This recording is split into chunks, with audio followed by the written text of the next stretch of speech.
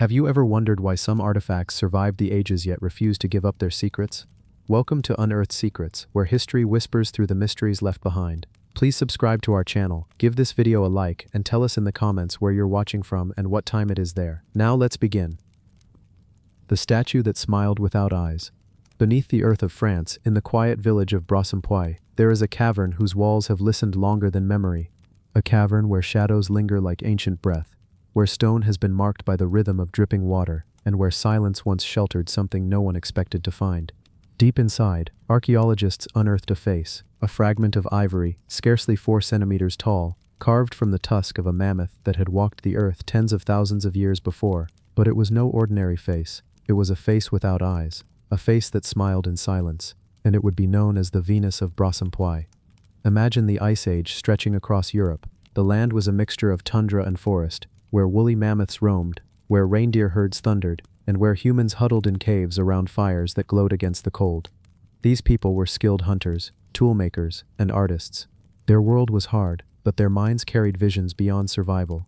They etched animals into cave walls, strung beads from shells, and carved figures from bone and ivory. Among them someone carved this tiny head, an artifact so delicate, so mysterious, that even now it seems to belong to a dream. The Venus of Brassempois is considered one of the oldest realistic representations of a human face ever found. Dated to around 25,000 years ago, during the Gravettian period of the Upper Paleolithic, it is astonishing in its refinement. The carver did not make a rough outline. They shaped a forehead, a nose, even a chin. The head seems wrapped in a patterned headdress or braided hair, carved into parallel lines that ripple across the crown. But where eyes should be, there is only smoothness. Where lips should be defined, there is a suggestion, the faintest trace of a smile. Why no eyes? Why no mouth? Was it unfinished, or was it deliberate? Archaeologists debate endlessly, but answers remain elusive. Some suggest the face was never completed, abandoned before its maker added the final details. Others argue that its emptiness was intentional, a symbol of the spiritual, the universal, the eternal human essence beyond sight and speech. To look upon it is to see humanity, not as an individual, but as an idea. Perhaps that was the point, not to represent one woman, but woman itself. The name Venus links it to the family of Paleolithic figurines often called Venus figurines. Dozens have been found across Europe, rounded female forms with exaggerated breasts, hips and stomachs. Fertility symbols, mother goddesses, charms for survival. Their meaning is still debated. But the Venus of Brassempois is different. Unlike the others, she is not a body, but a head. She is not curves of flesh, but a gaze that does not gaze, a smile without a mouth. It is strange to think of a tiny piece of ivory surviving so long. Imagine the hands that carved it, fingers rough from scraping hides, scarred from stone blades, yet capable of such delicacy. Perhaps it was made in ritual, the ivory chosen from a mammoth, fallen in the hunt. Perhaps the carving was done by firelight, the lines on the hair catching the flicker of flame. When it was finished, or left unfinished, it may have been carried, touched, worshipped, or hidden. And then it vanished beneath earth and stone, waiting. It was not until 1894 that the statue resurfaced. The cave of Brassempois had already yielded flint tools, ornaments, and fragments of other figurines. But when archaeologists unearthed this face, they knew it was something extraordinary. The discovery caused a stir. Here was proof that Ice Age humans were not crude savages, but artists capable of abstraction and imagination. Here was a face older than civilization, smiling through time. The figure is carved from mammoth ivory, ivory that itself is a relic of a vanished world. To hold it is to hold not only human craft but the echo of an animal that once thundered across frozen plains. The tusk would have been harvested, shaped with flint blades, scraped and smoothed, then coaxed into human form. Ivory was prized, durable yet workable, warm to the touch, glowing softly in firelight. Choosing ivory rather than stone was no accident. It connected the human to the animal, the hunter to the hunted, the mortal to the eternal. Look closely at the Venus. The headdress or hair is the most striking detail. Parallel incisions crisscross the crown, forming patterns that suggest braids, cords, or woven textiles. This is astonishing, for it hints at clothing, fashion, or adornment tens of thousands of years ago, things that rarely survive the archaeological record. Was this a headdress worn by women of status? Was it symbolic, a mark of ritual? Or was it purely decorative, the artist capturing the beauty they saw? In the absence of eyes, it is the hair that speaks. And then, there is the smile. It is not a broad grin, nor even a defined mouth. Yet those who look upon the Venus often describe her as smiling. How can something so unfinished carry such warmth? Perhaps it is our own projection, our own yearning for connection with the past. Perhaps the faint curve carved at the base of the face suggests lips, and in that suggestion we see humanity. Or perhaps it is the emptiness itself that smiles, a reminder that art is not only what is made, but what we bring to it. Over the years, theories have flourished. Some see the Venus as a goddess figure, a deity of fertility or protection. Others view it as a portrait, perhaps of a revered ancestor or leader. Still others suggest it was a teaching tool, a way of showing apprentices how to carve the human form. Yet none of these theories can silence the mystery. Why would someone pour so much skill into a piece so small, so fragile, so easily lost? Unless it meant something beyond utility, unless it was sacred. The Venus of Brassempouy is not alone. Fragments of other figurines were found nearby, suggesting that the cave may have been a workshop or a ritual site. Perhaps a community of artists gathered there, carving figures as offerings.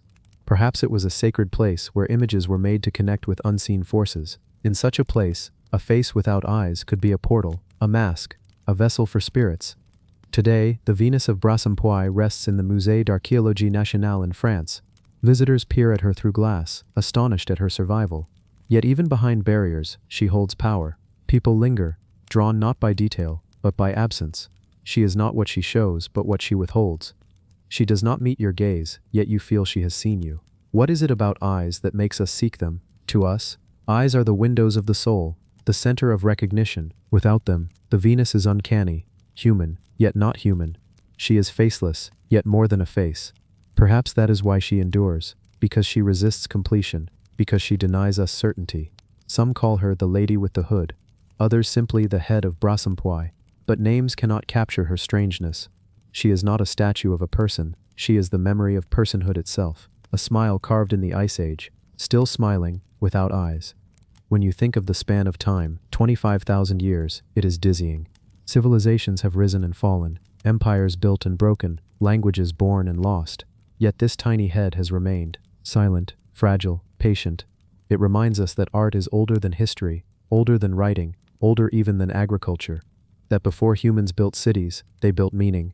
That before they carved temples, they carved faces. And so the Venus of Brassempouy stands at the threshold of human imagination, a bridge between survival and symbolism, a whisper from the past that says, we were here, we dreamed, we created. And though her eyes are blank, though her smile is only a suggestion, she speaks more than words can hold. She is the statue that smiled without eyes. The ring that waited in silence. In the heart of Egypt, where the Nile winds its endless journey through desert and green valley, there once ruled a man whose power stretched from horizon to horizon. His name was Senusret I, a pharaoh of the 12th dynasty, who walked the sands nearly 4,000 years ago. He was a king of builders, a ruler who raised temples, fortified cities, and whose hand carved order into a restless land. Among the relics of his reign, one object survives that whispers more quietly than his pyramids, but perhaps more hauntingly than stone. A ring, a golden ring, small enough to rest upon a finger, yet heavy with meaning. It is known now as the Ring of Senusret I, and for thousands of years, it has waited in silence. The ring itself is simple at first glance. Fashioned from solid gold, it carries the hieroglyphs of a king, the cartouche of Senusret I, his name and titles sealed in eternity. It is round, unbroken, a circle without end, as though to mirror the eternal flow of Ra across the heavens, or the Nile through its banks. Its sheen has dulled over time, for centuries of burial and silence have pressed upon it. Yet still, it gleams faintly, as though it remembers the sun. To understand this ring, one must step into the world of Middle Kingdom Egypt. The 12th dynasty marked a rebirth, a time when pharaohs sought to reclaim the grandeur of the Old Kingdom after centuries of political unrest. Senusret I, son of Amenemhat I, was one of its strongest rulers. He expanded Egypt's borders into Nubia, ensured the Nile's wealth was harnessed for temples, and filled the land with monuments. His reign was a balance of sword and stylus, force and faith. To wear his name on a ring was not merely to bear jewelry, it was to carry the weight of kingship, divinity, and eternity upon one's hand. Gold in Egypt was not simply a metal, it was the flesh of the gods, incorruptible and radiant. It did not tarnish, did not fade. In the language of the Nile, gold was eternity itself. To fashion a ring from gold was to claim permanence, to defy decay. The circle of the ring was no accident either. It mirrored the Shen ring, a hieroglyph symbolizing eternity and protection. Encircling the pharaoh's name in such a form was to shield it forever, to wrap it in unbroken time. And yet, this particular ring carries an aura of silence. Unlike the massive pyramids or the towering obelisks, this artifact whispers instead of declaring. One imagines it resting in the hand of a high priest, or perhaps upon the king himself, catching the glint of firelight during a ritual. Did it seal decrees? Did it mark authority upon wax or clay? Or was it purely ceremonial, a sacred emblem to be worn during rituals honoring the gods? The answers lie hidden, as the ring has never revealed its secrets. What makes the ring of Senusret I so haunting is not only its age or its beauty, but the thought of the hand it once graced, a hand that may have touched papyrus scrolls of law, may have lifted offerings to the gods, may have gestured from a throne while courtiers bowed. The gold is unchanged, but the flesh is dust. The ring waited in silence, long after the man was gone. When archaeologists uncovered it, they found not merely an ornament, but a survivor. The Middle Kingdom was a time of ambition, but also of fragility. Tombs were plundered, monuments defaced, kings forgotten. Yet this ring endured, buried in earth, untouched by thieves. It emerged centuries later to remind us of a king whose name still shines through hieroglyphs. In a way, the ring succeeded where stone sometimes failed. It carried memory across time. Imagine the workshop where it was forged. A goldsmith, crouched in the glow of a furnace, melting down nuggets of desert gold, the air thick with heat, the sound of metal striking stone. With tools of copper and flint, he shaped the circle, hammered it smooth, carved the king's name with patient precision. Perhaps he murmured a prayer as he worked, knowing this was no ordinary commission, for to fashion the cartouche of a pharaoh was to breathe eternity into gold. The ring may once have been part of a royal burial. Pharaohs were buried with treasures to accompany them into the afterlife, and rings like this were both symbols of power and amulets of protection. In the darkness of a tomb, sealed away from the world of the living, it may have rested upon linen-wrapped hands, silent while dynasties rose and fell above. The silence it kept was not mere absence of sound, but a deep stillness, a waiting across time. There is something strange about rings. They are intimate objects, more personal than statues or temples. They touch the skin, circle the body, and carry meaning beyond their size. In ancient Egypt, rings bore names, prayers, protective charms. They were worn not just for adornment, but for power. To wear a king's name was to draw upon his strength, his favor with the gods. The ring of Senusret I is both personal and cosmic, small in size, infinite in meaning. What is most remarkable is how little has changed in how we view rings. Even now, rings symbolize eternity, commitment, identity. We slip them on to mark marriages, oaths, authority. We carve names into them, just as the Egyptians did. To study this ring is to glimpse a thread that ties us to the ancients. The gold still gleams, the circle still binds, the name still holds, and yet the mystery lingers. Why did this ring survive when so many treasures did not? Was it hidden deliberately, perhaps kept from thieves by loyal priests? Was it lost in the shifting sands, forgotten until rediscovery? Or was it guarded by silence itself, as though the ring chose to wait? Such questions invite not answers, but reflection. The artifact becomes less an object and more a story. Today, the ring of Senusret I sits in a museum, behind glass, where visitors pause to marvel at its survival. Some see only gold, others see power, but those who linger sense its silence. It is not loud like the statues of Karnak, nor vast like the pyramids of Dashur. Instead, it is quiet, personal, haunting. It waits, as it has always waited, for someone to notice. The inscription upon it still carries the pharaoh's name, Senusret I, a name spoken by priests in temples, carved into stone, offered in prayers to gods long silent. Yet here, upon this ring, the name endures. There is something profound in this. The king is gone, the temples in ruin, the gods abandoned, yet his name is still encircled in gold. Perhaps that is why the ring was made, not to adorn a hand, but to ensure a name would not die. The silence of the ring is not emptiness. It is a silence filled with weight, the silence of tombs, of temples, of prayers whispered in languages long gone. To stand before it is to feel that weight pressing gently upon you, a reminder that time does not erase everything. Some things endure, waiting. The ring of Senusret I is more than jewelry. It is a circle of eternity, a whisper of kingship, a survivor of silence. It carries the name of a man who once commanded an empire, yet now exists only through fragments, and in that, it teaches us something about our own lives, that what we leave behind may not be stone or gold, but silence waiting to be heard. It is, and will remain, the ring that waited in silence. The chalice that refused wine. They say every treasure tells a story, and yet some treasures seem to guard theirs in silence, as though the weight of centuries has pressed their secrets into the very metal. The Ardagh chalice is one such relic. To see it today, resting under the soft lights of a museum case in Dublin, is to glimpse a perfection of form, a vessel of silver and gold, filigreed with care, polished by time itself. But the chalice did not arrive to us in neat glass cabinets, accompanied by tidy description plaques. It came from the soil. It came from a farmer's field in the west of Ireland, where more than 1,000 years after it was hidden, it emerged once more, cradled in the hands of those who had never expected to find it. The story begins in 1868, when two boys were digging in a potato field near the village of Ardagh, County Limerick. The field was ordinary, its soil like any other, but buried within it, under layers of earth, they struck something metallic. What they uncovered was not a simple farming tool or broken piece of scrap, but a hoard, a collection of treasures secreted away with deliberate care.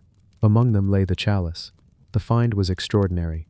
It gleamed even through its earthen cloak, a silver cup nearly 8 inches tall, wide in the bowl, set with delicate handles, its surface alive with intricate detail. The discovery shook Ireland. To understand why the chalice seemed to glow with more than just reflected light, we must step back into the centuries of its making, into the early medieval period of Ireland, when monasteries rose like stone outposts across the land, and scribes hunched over illuminated manuscripts, and artisans poured their craft into objects that blended faith and beauty. This was the age of saints and scholars, of abbots and monks, of a church shaping not just belief but culture, and at the heart of this culture lay ritual, the Eucharist, the taking of wine and bread, a ceremony that wove together communities and reaffirmed their shared devotion. For such a ritual, one did not use a simple vessel, one required a chalice worthy of both God and man, a chalice that could embody eternity in its curve. The Ardagh chalice is one of those vessels. It is fashioned from silver, not plain and dull, but polished to a sheen that must have caught the candlelight of monasteries, flickering gold along its rim.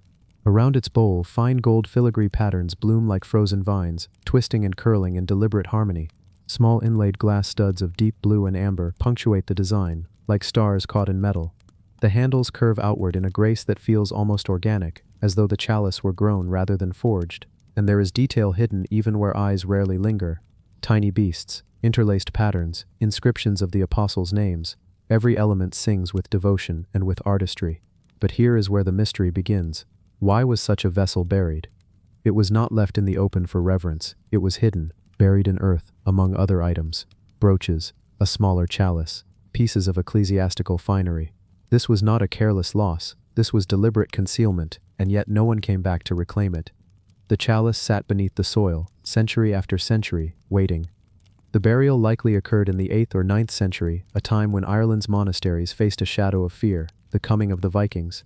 Long ships cut across grey waters, carrying men whose hunger for silver and relics knew no mercy.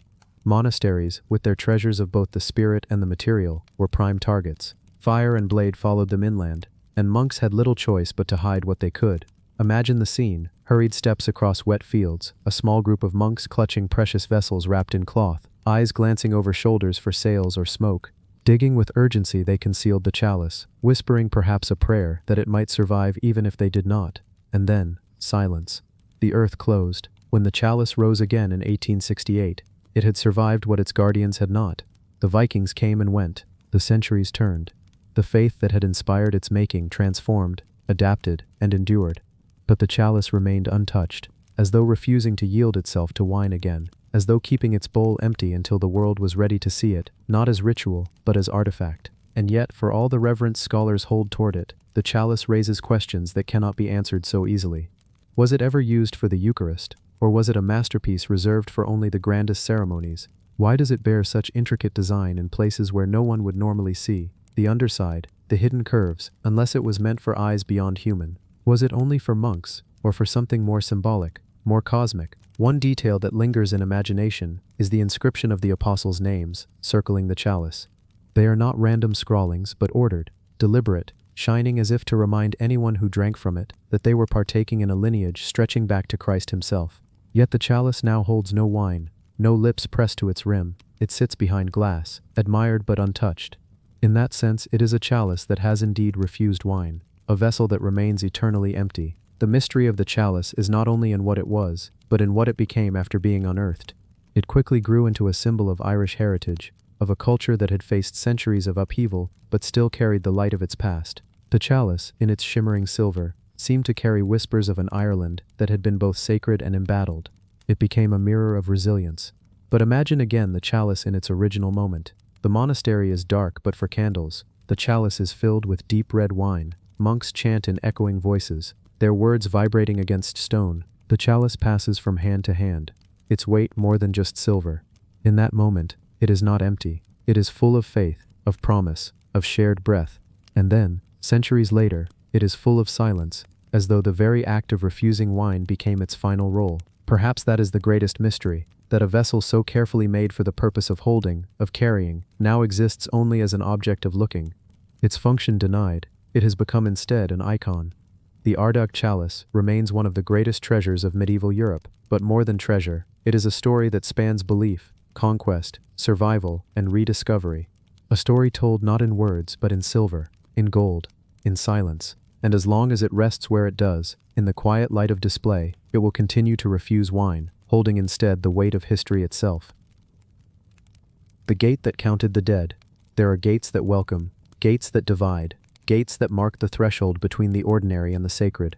But there are also gates that do something darker, gates that remember, gates that carry a weight heavier than the stone they are built from. And in the ruins of ancient Mesopotamia, in the once great city of Ashur, there was such a gate. The people of that land knew it not for triumph or splendor, not for gold or majesty, but for its counting. They called it the gate that counted the dead. To understand this gate, we must first walk the dusted banks of the Tigris River where the city of Ashur once rose.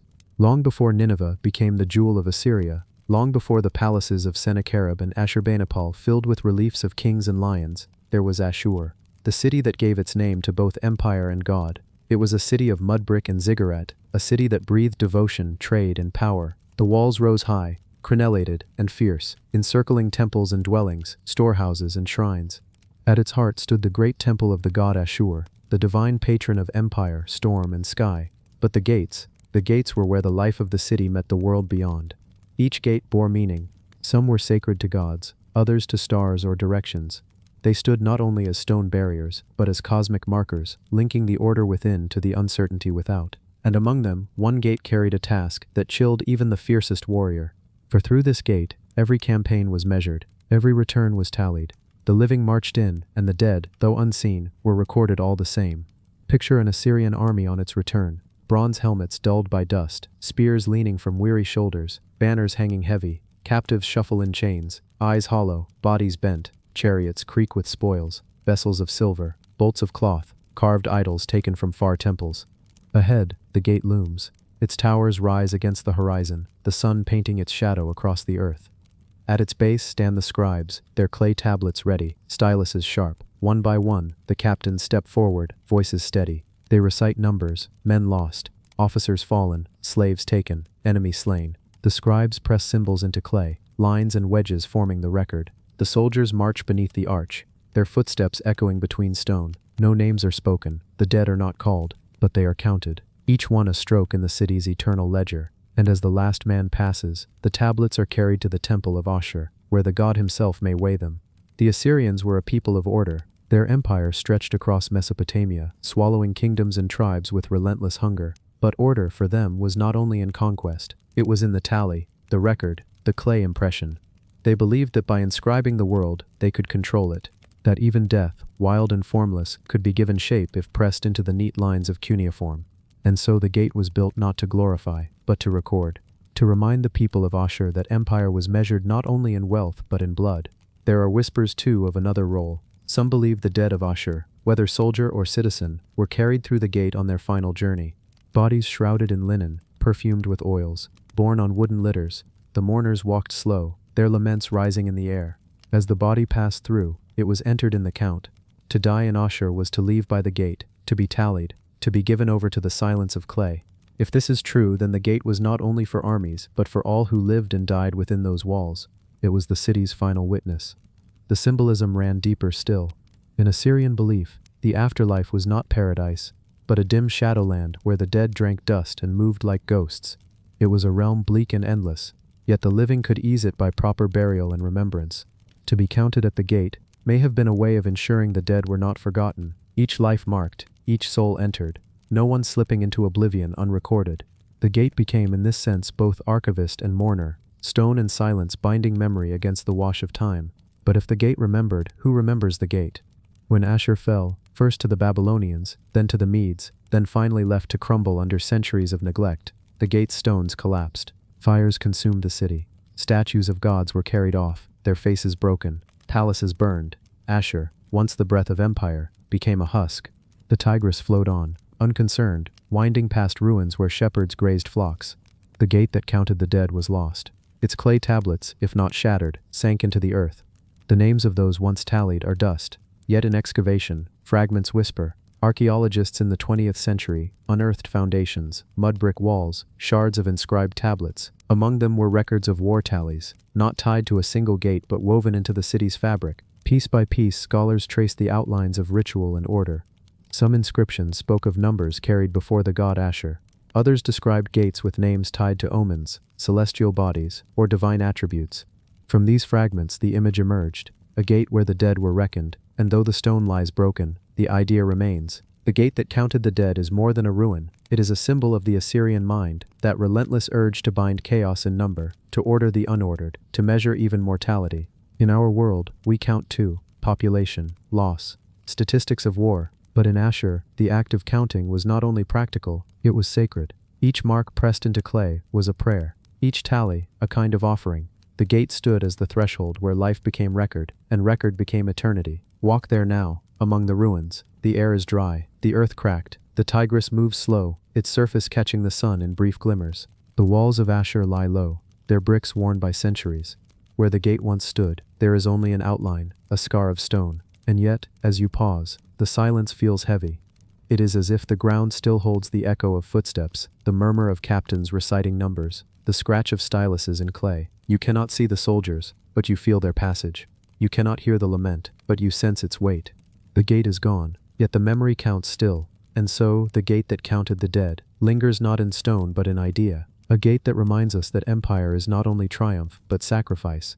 That beneath every wall, beneath every tower, beneath every banner, there is a tally of the fallen. And though the Assyrians are dust, their gate whispers still, a threshold of silence, a ledger of lives, a reminder carved in absence. The gate counted the dead, and perhaps, in its silence, it counts still. The star that fell in stone, long before memory became ink on parchment, before cities rose into the dust and faded back into silence, there was a night when the sky broke open. People living on the flat grasslands of what would one day be called Argentina looked upward and saw the heavens catch fire. They had no words for what they saw, no measure for what was happening. There was only the sudden tearing of darkness, a great blaze, and then a sound that rippled through the earth itself. The star had fallen. It was not a star, of course, though to those who watched it descend, there was no other word. A streak of light ripped through the night sky, burning white, burning red, burning green. It hissed as though the air itself could not hold it. Then came a sound like mountains colliding, like the earth being struck by thunder. Trees shuddered, grasses bent low, animals fled. When silence returned, nothing was the same. The people did not know that what had arrived was a visitor from far beyond, an iron meteorite, born in the endless dark of space, carrying within it metals forged not in earth but in the hearts of ancient stars. The place where it struck would one day be called Campo del Cielo, the field of heaven. The ground itself had split in places, craters yawning where once the plain stretched smooth. Fragments of the star had scattered like bones of the sky. Some were small, heavy stones no bigger than a hand. Others were immense, so large that they could not be moved even by many people working together. One piece in particular would one day be named El Chaco, weighing over 30 tons. Yet to the early peoples of the land, these were not meteorites. They were not iron. They were not geological curiosities. They were gifts. Imagine the first person who dared to touch one. The surface would have been cold, almost unnaturally heavy, as though holding a fragment of night. In the sunlight, the metal gleamed, unlike any stone they had ever seen. When struck, it sang with a dull ringing voice, not like earth but like something foreign, something other. They may have tried to chip pieces away, and found it resistant, but when flakes were broken free and worked into shape, they shone like weapons of power. For thousands of years, stories grew around the fallen star. To touch it was to hold part of the sky. To keep it was to keep a piece of heaven. Shamans may have whispered that the spirits had cast it down. Hunters may have believed their arrows tipped with such metal would fly truer. Families may have passed down small fragments as sacred relics, not for trade, not for use, but for reverence. By the time Europeans arrived on those lands in the 16th century, the star had already become legend. Spanish explorers and missionaries heard whispers from the indigenous peoples of massive iron stones buried in the plains. They told of a heavenly metal that had come from above, not dug from the ground. The Spanish, hungry for resources, took the tales seriously. For For them, iron was wealth, iron was empire, iron was war. A source of pure metal that required no smelting was treasure beyond measure. They dug, they searched, and indeed they found. At first it seemed almost impossible. Heavy lumps of metallic stone unlike anything in their homelands. Some were large enough to require oxen and carts to drag them away. Others were too massive to move at all. They called the site Campo del Cielo, and from that moment forward, it was no longer just a sacred place of legend, but a resource to be measured, catalogued, and exploited. Yet even as they tried to carry pieces away, many resisted removal. Some fragments remained buried deep, hidden under centuries of soil. Others lay where they had landed, defying all attempts to shift them. Over the centuries, more expeditions came, more explorers pried at the star metal, and still, much remained untouched. It was as though the sky had decided that its fallen body would not be easily taken. The Campo del Cielo meteorites are mostly iron, with traces of nickel and cobalt. In their crystalline structure lies the Weidmann-Stettin pattern, a unique interlacing of metallic crystals that only forms when molten metal cools over millions of years in the vacuum of space. No earthly furnace can replicate such a design. When cut and polished, these meteorites reveal an intricate, almost woven texture, as if the metal itself had memory. To look upon it is to gaze at a history written long before the birth of our planet. Consider this. The meteorite that fell at Campo del Cielo may have formed over 4 billion years ago, in the earliest days of the solar system. It drifted in silence, circling the sun, until at last its path intersected with Earth's. It fell not just into soil, but into human story, becoming part of myth, part of identity, part of the strange heritage of a people who lived by rivers and grasslands, beneath endless sky. The indigenous groups who lived there, ancestors of the Guaycuru and others, held the fragments as sacred.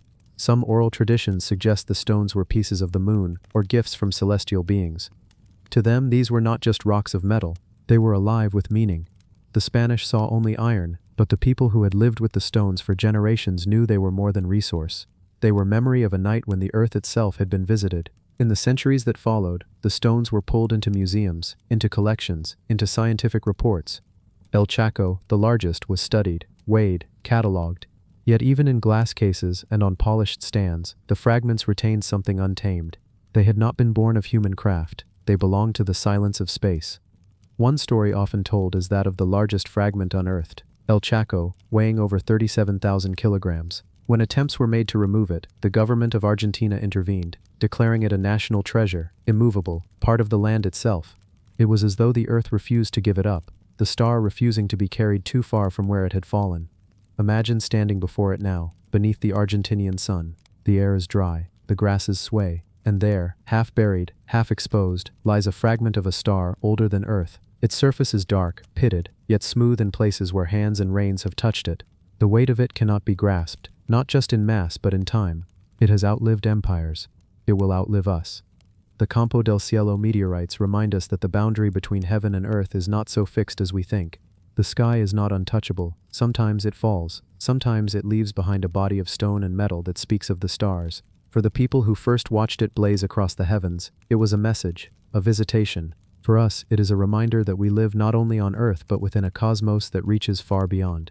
At night, when the sky is clear over the pampas, one can look upward and imagine that moment, the sudden streak of light, the explosion, the fall. Somewhere, perhaps, another starstone still drifts, waiting. Perhaps one day, again, the sky will break, and a new piece of heaven will descend, carrying with it the memory of creation, the reminder of how small we are, and how vast is the silence beyond.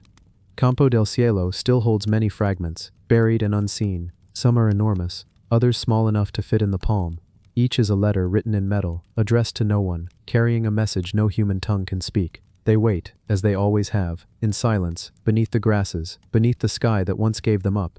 And so the story of the star that fell in stone is not finished.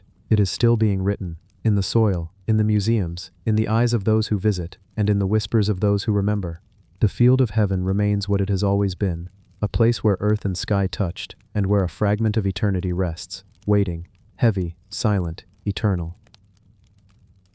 The scroll that burned but survived. The desert has always been a place of extremes. It gives life with its hidden springs, and it takes life with its endless heat.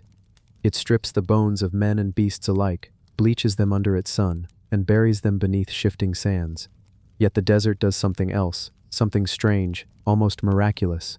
It preserves, where the dampness of other lands rots parchment, wood, and cloth. the dryness of the desert keeps them still, frozen in time. And so, in this unforgiving land by the Dead Sea, something both destroyed and preserved at once was waiting to be found.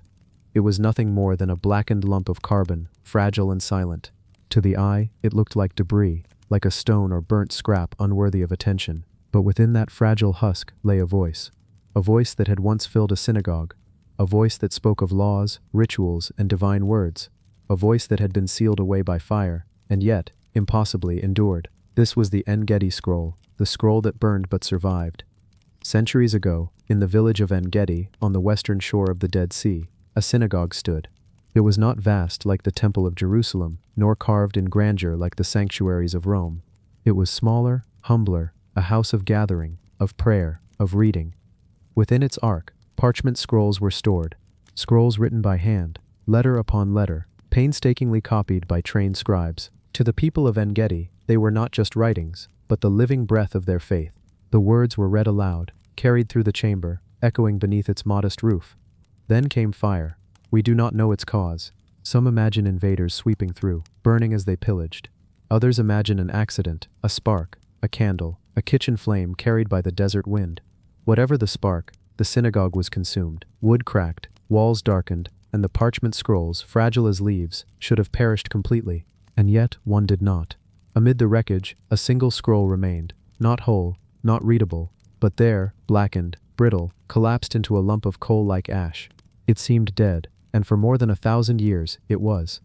When archaeologists excavated En-Gedi in the 1970s, they uncovered the remains of the ancient synagogue. Among its ruins lay the scroll. They lifted it carefully, but at a glance, it was disappointing.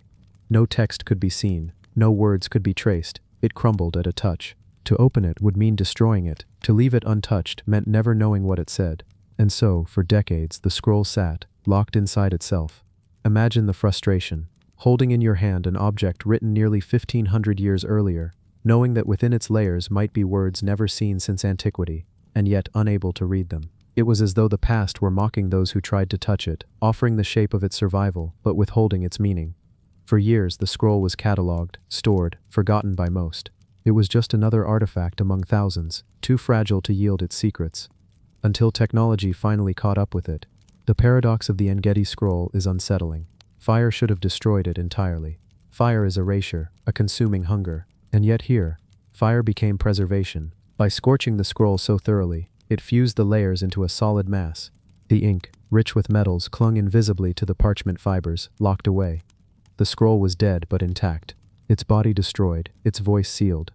It was not until the early 21st century that a group of researchers decided to try something unprecedented. They brought the scroll into a lab, not to unroll it, but to see it without touching. They placed it beneath the gaze of a CT scanner, the same technology that peers into the hidden chambers of the human body. Slowly, layer by layer, the machine mapped its insides, and what it revealed stunned them. Inside the blackened lump, letters glowed, not faint scratches, not smears of ink, but full Hebrew characters, crisp and clear, locked away in the folds of the scroll. They were there all along, waiting. The researchers then did something even more miraculous. With advanced algorithms, they performed a virtual unwrapping. On a screen, digital hands peeled back the scroll, unfolding its fused layers without breaking them. What could never be touched physically was touched in light, and suddenly words appeared.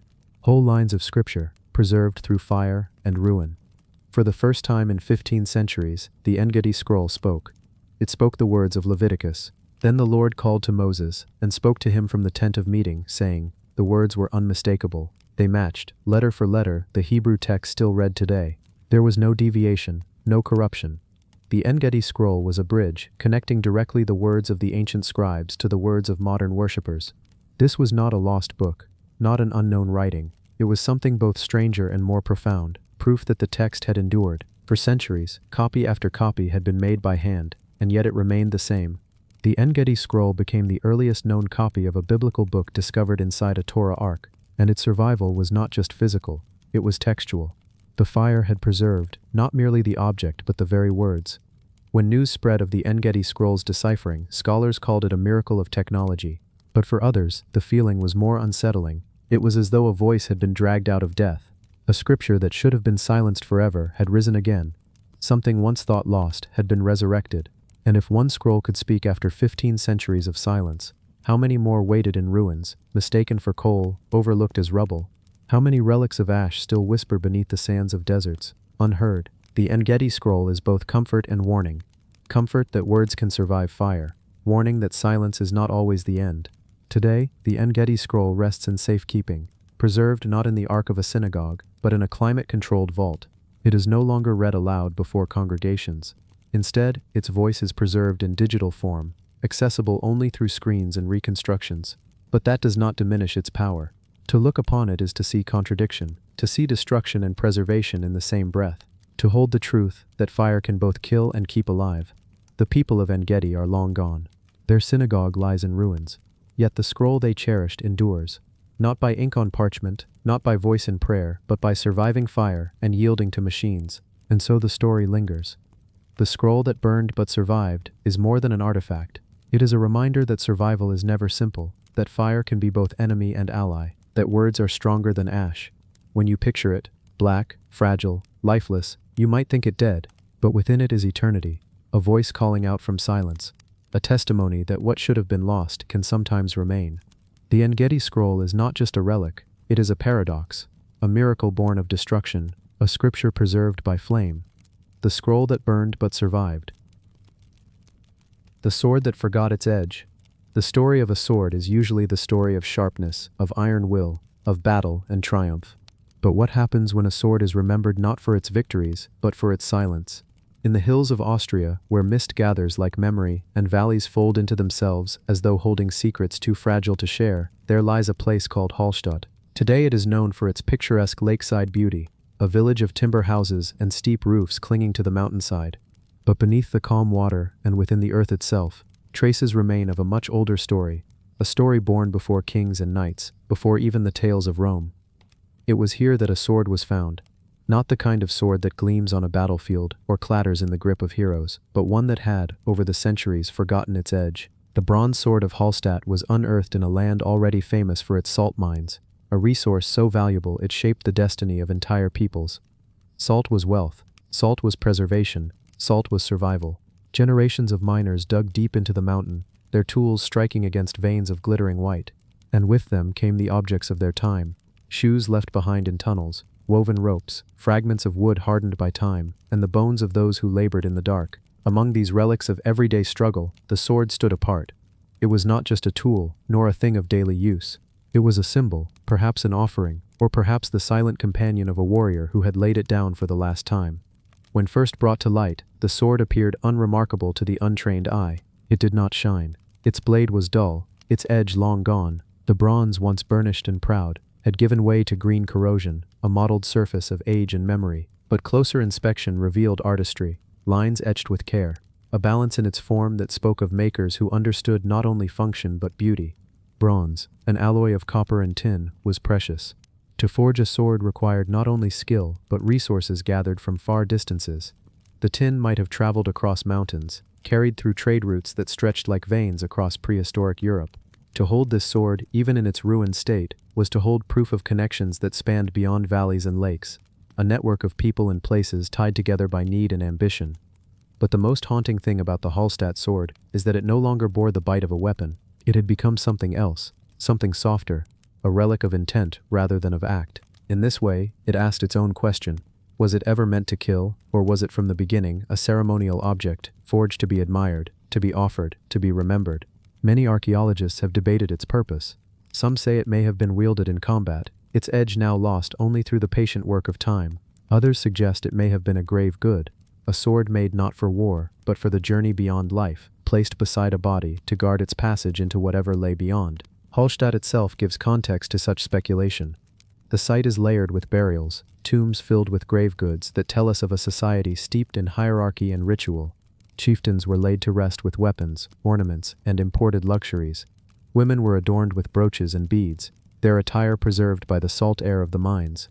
The dead, in Hallstatt, were never simply abandoned. They were remembered, clothed in symbols, their graves marked with the care of those who believed that the afterlife required provisions, that dignity was not of this world alone but of the world beyond. It is possible, even likely, that the sword was part of such a farewell, a weapon that would never be raised again, but whose presence spoke of power, of protection, of identity. Yet the sword has another story hidden within it. one not of individuals but of eras. The Bronze Age, the time in which it was forged, was already drawing to a close. Iron was coming. Stronger, sharper, and far more enduring. Iron weapons began to replace bronze in battlefields and burial mounds alike. To hold a bronze sword in the age of iron was to hold an echo, a relic of fading prestige. Perhaps this Hallstatt sword, already dulled, was a final attempt to honor an older world. Perhaps it was never sharpened because its edge belonged not to reality, but to memory. In this sense, it was both a sword and a surrender, an acknowledgement that the world was changing, and that bronze, once the pinnacle of human mastery, had forgotten its edge in the face of something greater. The mountains around Hallstatt whisper such changes in their silence. The salt mines, which stretch deep and dark, have preserved thousands of years of human effort. Even the shoes of miners, crafted of leather and grass, lie as though left yesterday. It is easy to imagine that somewhere in those depths, long before the sword was found, someone laid it down deliberately, a gesture of thanks, or sacrifice, or simple necessity.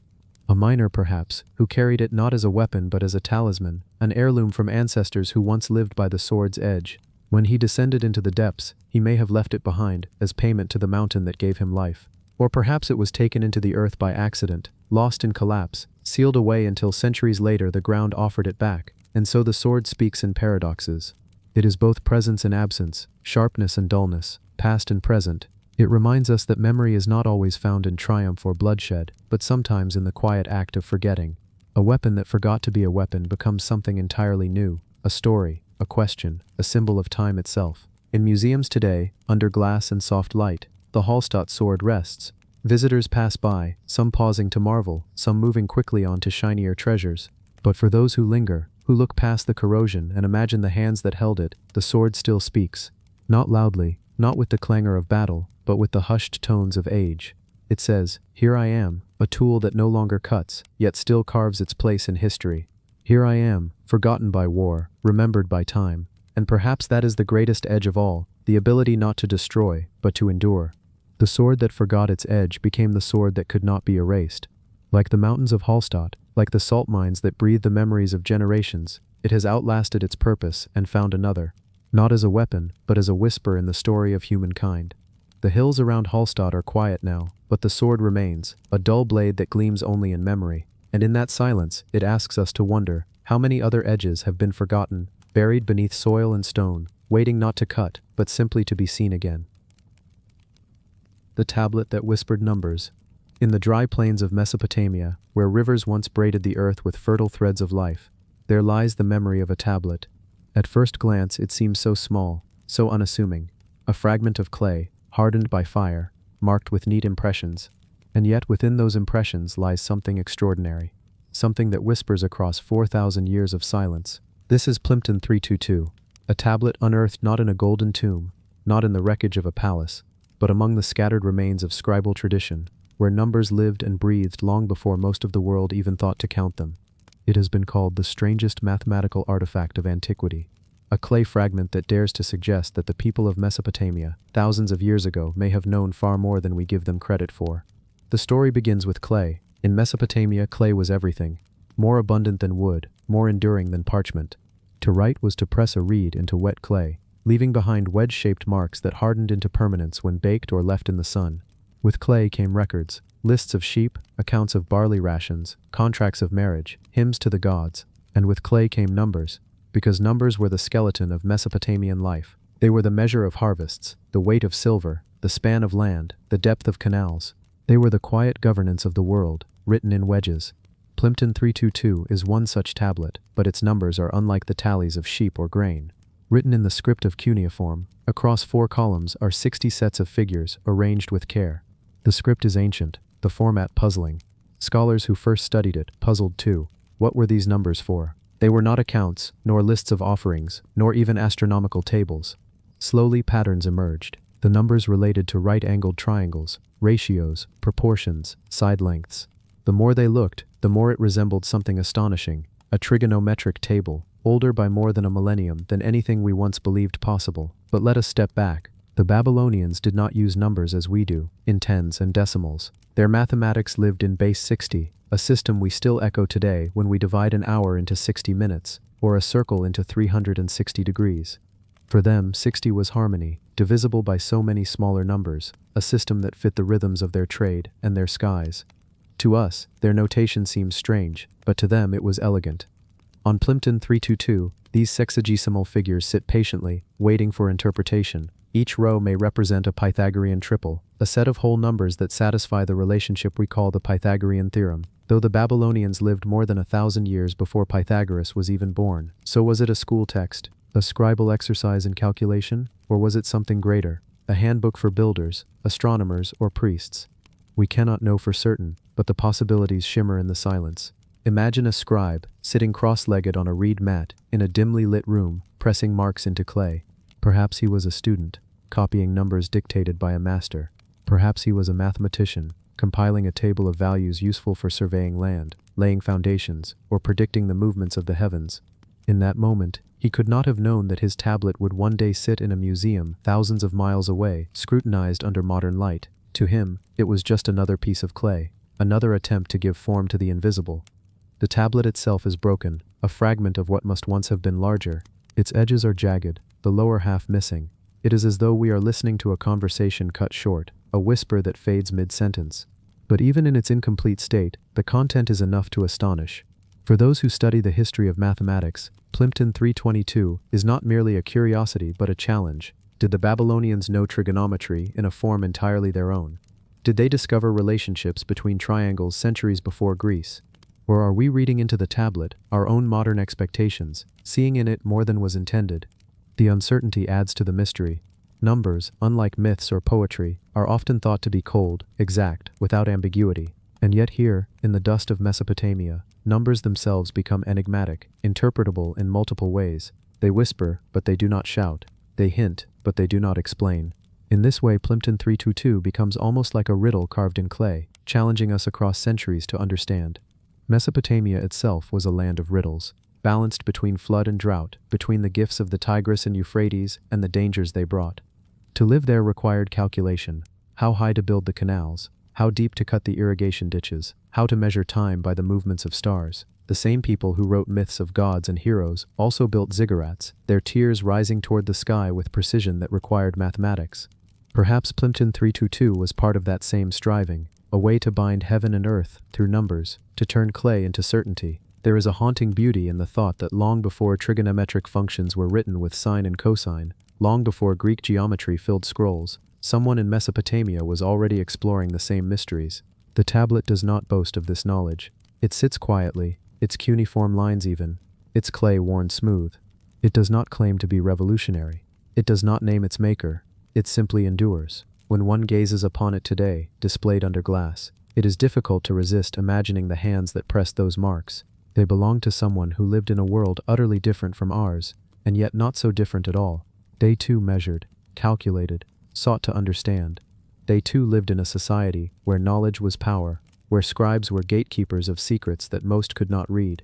For the people of Mesopotamia, writing itself was magic, the power to trap words and numbers in clay, to make them last longer than any human voice. In that sense, Plimpton 322 is a spell that worked, a spell of endurance. Even its survival is remarkable. Clay tablets are fragile, and yet thousands have survived, buried in ruined cities, baked accidentally in fires that destroyed the buildings around them. The city from which Plimpton 322 emerged is uncertain. Perhaps Larsa, perhaps another center of scribal learning. All we know is that it passed through the hands of collectors until it came to rest in the collection of George Arthur Plimpton, a New York publisher and bibliophile who gathered mathematical manuscripts across centuries. From his collection, the tablet took its modern name, Plimpton 322. It is a modern label for an ancient whisper, a way of cataloging what was never meant to be numbered in such a fashion. And so it sits, a bridge between ages. It has no ornate decoration, no glittering jewels, no gold leaf. It is humble clay, yet it contains within it a complexity that glitters brighter than treasure. For those who seek stories in objects, this is its paradox, that the simplest materials may carry the most profound messages. Clay crumbles, yet it outlasts empires. Numbers fade from memory, yet they reappear in rows of wedges. And whispers, though fragile, may echo across millennia.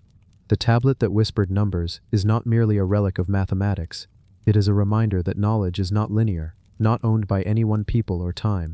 It suggests that discovery is often rediscovery, that what we call progress may in truth be memory. For somewhere in ancient Mesopotamia, by the light of oil lamps, scribes were already working through problems we consider the triumph of later ages. Their language has vanished, their cities crumbled, their gods silenced, but their numbers remain. And if you lean close, if you imagine the hush of the desert night and the quiet scratching of a reed against clay, you may almost hear it, the whisper of Plimpton 322, a whisper of triangles and ratios, of geometry before geometry, of knowledge too fragile to shout but strong enough to survive.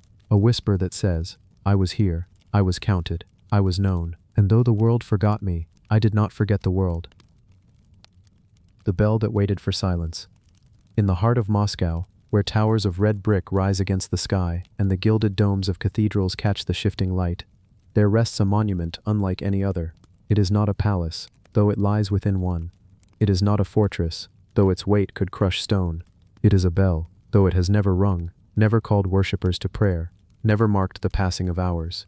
It is the Tsar bell, the largest bell ever cast, and it waits in silence. For centuries it has stood, cracked and mute, a giant of bronze that speaks only through its silence.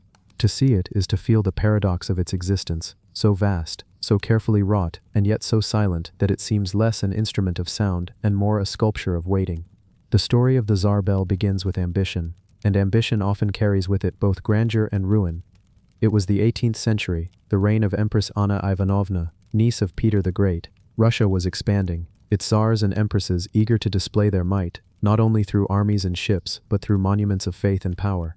Bells were central to Russian life, not merely for their tones but for their symbolism.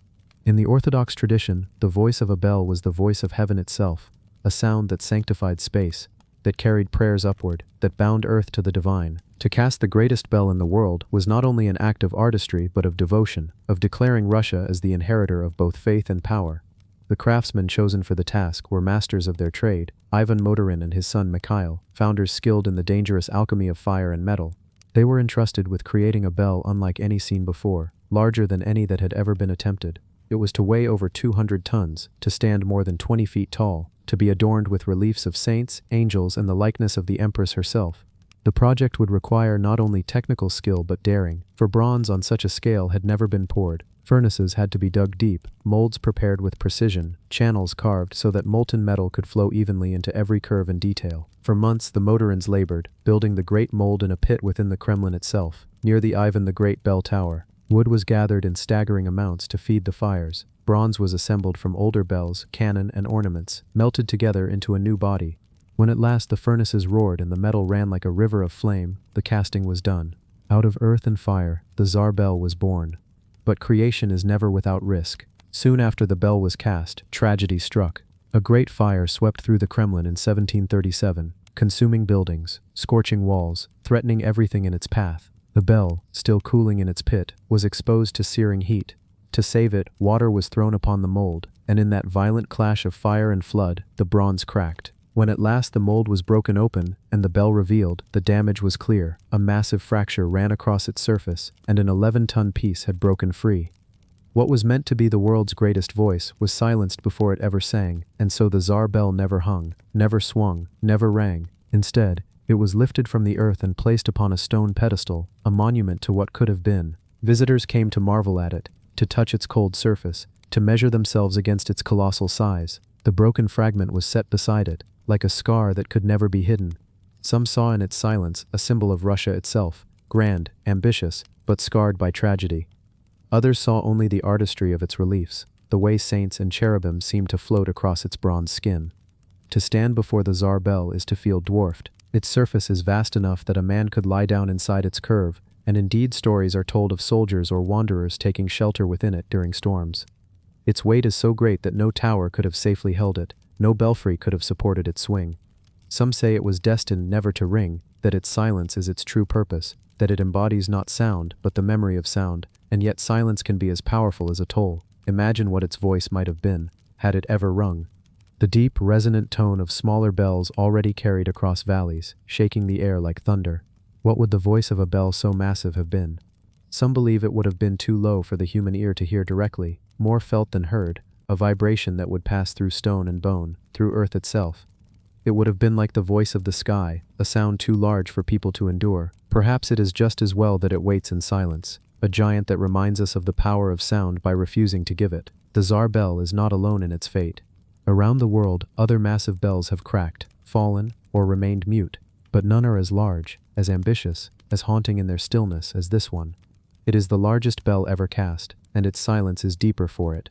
To touch it is to touch the ambition of its makers, the faith of its commissioners, the tragedy of its breaking. It is to touch history itself, condensed into bronze. Over the centuries, poets and travelers have written of it. Some saw in it the futility of human striving, the way ambition can outpace possibility. Others saw resilience, the way even a broken creation can endure and inspire. For though it has never rung, it has never been forgotten. The Tsar bell has become part of the identity of Moscow itself, an icon that appears in sketches, photographs, and postcards, a mute sentinel watching centuries turn. Even its broken piece, lying beside it like a relic of its suffering, carries a strange power. Children climb upon it, tourists photograph it, but all feel its weight, not only physical but symbolic. It is a reminder that even the greatest works can falter, that perfection is fragile, that silence can sometimes say more than sound. In winter, snow settles in its cracks and hollows, softening its massive curves, making it seem almost gentle. In summer, the sun gleams on its surface, and shadows carve its reliefs into sharper focus. It changes with the seasons, yet it does not move, does not ring, does not alter its fate. It waits, as it always has, as it always will. The bell that waited for silence is more than a monument. It is a paradox made solid. It is the largest bell in the world, and yet it has no voice. It is a masterpiece of casting, and yet it is broken. It was born of fire and faith, and yet it rests in quiet. In its stillness, it tells a story louder than any chime, a story of ambition, of fragility, of endurance. And perhaps that is its true song. Not a toll that echoes across Moscow, but a silence that echoes across time. A silence that reminds us that greatness is not always in what is achieved, but in what endures. The Tsar bell endures, vast and mute. A giant that waits for silence and finds it, century after century beneath the towers of the Kremlin. The scroll that named no gods. In the deserts of Egypt, where the sands stretch in endless gold, and the Nile winds its eternal path through green veins of life, there is a tale whispered of a document that should not exist, a record that tells of things the priests never wrote, of visions that the gods themselves could not explain. It is known as the Tully Papyrus, a scroll unlike any other, a text that speaks not of kings or temples or offerings, but of lights in the sky, of discs of fire, of objects that descended upon the land of the pharaohs. Some call it the most startling account of the unknown preserved from antiquity. Others call it a hoax, a misreading, a shadow of imagination. But the scroll itself, or the copy of it that survives, has become legend, its words rippling outward like waves from a stone dropped into still water. The story begins not in Egypt itself, but in the 20th century, when a man named Alberto Tully, a director of the Vatican Museum's Egyptian section, claimed to have come across a papyrus in Cairo. It was not whole, not pristine, but a fragment, written in the flowing hand of hieratic script. Tully, unable to purchase the original, made a copy, transcribing it carefully. That copy would later be translated, its meaning debated, its authenticity questioned. But the words, once brought into the light, refused to fade back into shadow. They spoke of the reign of Thutmose III, a pharaoh who ruled more than 3,000 years ago during Egypt's 18th dynasty, an era of military triumphs and religious fervor. According to the transcription, strange events filled the skies of Egypt in his reign. Fiery discs appeared, bright and radiant, more numerous than the stars. They hovered above the land, silent yet awe-inspiring, their glow brighter than the sun, their presence undeniable. The pharaoh himself was said to have witnessed them, and his scribes recorded their appearance in the annals of the kingdom. At first, the discs were few, scattered across the heavens like sparks from a hidden forge, but soon they multiplied, filling the sky in legions, their brightness so intense that the people trembled. The text speaks of how these objects moved, how they hovered, how they seemed to descend. It is said that when they left, they ascended higher and higher, their brilliance merging into the firmament, vanishing as suddenly as they appeared. The pharaoh ordered offerings made, not to the gods of Egypt but to whatever forces had shown themselves in the heavens. This detail is what makes the Tully Papyrus so remarkable. It describes something outside the established language of gods and ritual. It does not name Ra, the sun, nor Nut, the sky, nor Horus, who soars upon the heavens. It does not frame the event as the action of divinities known to Egypt. Instead, it describes phenomena, lights and discs, as if the scribes themselves were recording something that no mythology could contain. It is for this reason that it is called the scroll that named no gods. For some, the Tully Papyrus is a tantalizing glimpse into ancient contact with forces beyond Earth. Modern readers, encountering its words, cannot help but think of unidentified flying objects, of visitors from beyond. Was this the world's first written record of what we now call UFOs? Was Egypt, the land of pyramids and mysteries, also a land that once looked upward in fear and wonder at alien skies? Skeptics counter this vision. They argue that the papyrus never existed in its original form, that Thule's transcription was flawed, that mistranslations exaggerated what might have been mere references to meteor showers or celestial omens. Others point out that no physical papyrus has survived, only copies and translations that cannot be verified. To them it is not a relic of truth but a story built upon a shadow, a house of sand that crumbles under scrutiny, yet even shadows carry weight in Egypt. For millennia, this land has preserved secrets in tombs and scrolls, in carvings upon stone and whispers within halls. The very absence of the original only deepens the allure.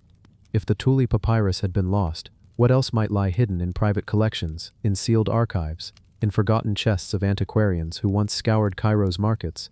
Egypt's ancient texts are vast, and not all have been uncovered or catalogued. Somewhere, perhaps, another copy lies waiting, gathering dust in silence. To walk the temples of Karnak, to stand before the inscriptions that cover columns like forests of stone, is to see how meticulously the Egyptians recorded the movements of stars and planets. The priests of Heliopolis tracked the rising of Sirius, the star that heralded the Nile's flood. They carved astronomical ceilings into tombs, maps of the heavens meant to guide the souls of kings. They watched the skies with a devotion that was both scientific and sacred. And so when a text emerges that speaks of fiery disks, of lights that filled the heavens, it does not stand alone. It joins a long tradition of Egyptian fascination with the stars, though it breaks from it by refusing to name what those lights were. Some imagine the night it describes, the people of Egypt gathered in awe, looking upward as the sky filled with brilliance. The desert air, usually so still and predictable, was alive with light. Animals grew restless. Priests muttered prayers. The pharaoh himself stood upon a terrace, his eyes lifted in wonder and unease. The scribes, trained to interpret omens, found themselves at a loss. Their reed pens moved across the papyrus, recording what they saw, yet they could not assign it to god or myth. What do you name a light that belongs to no god you know? The silence of the text in naming is what makes it so compelling. Ancient records almost always framed events in divine language.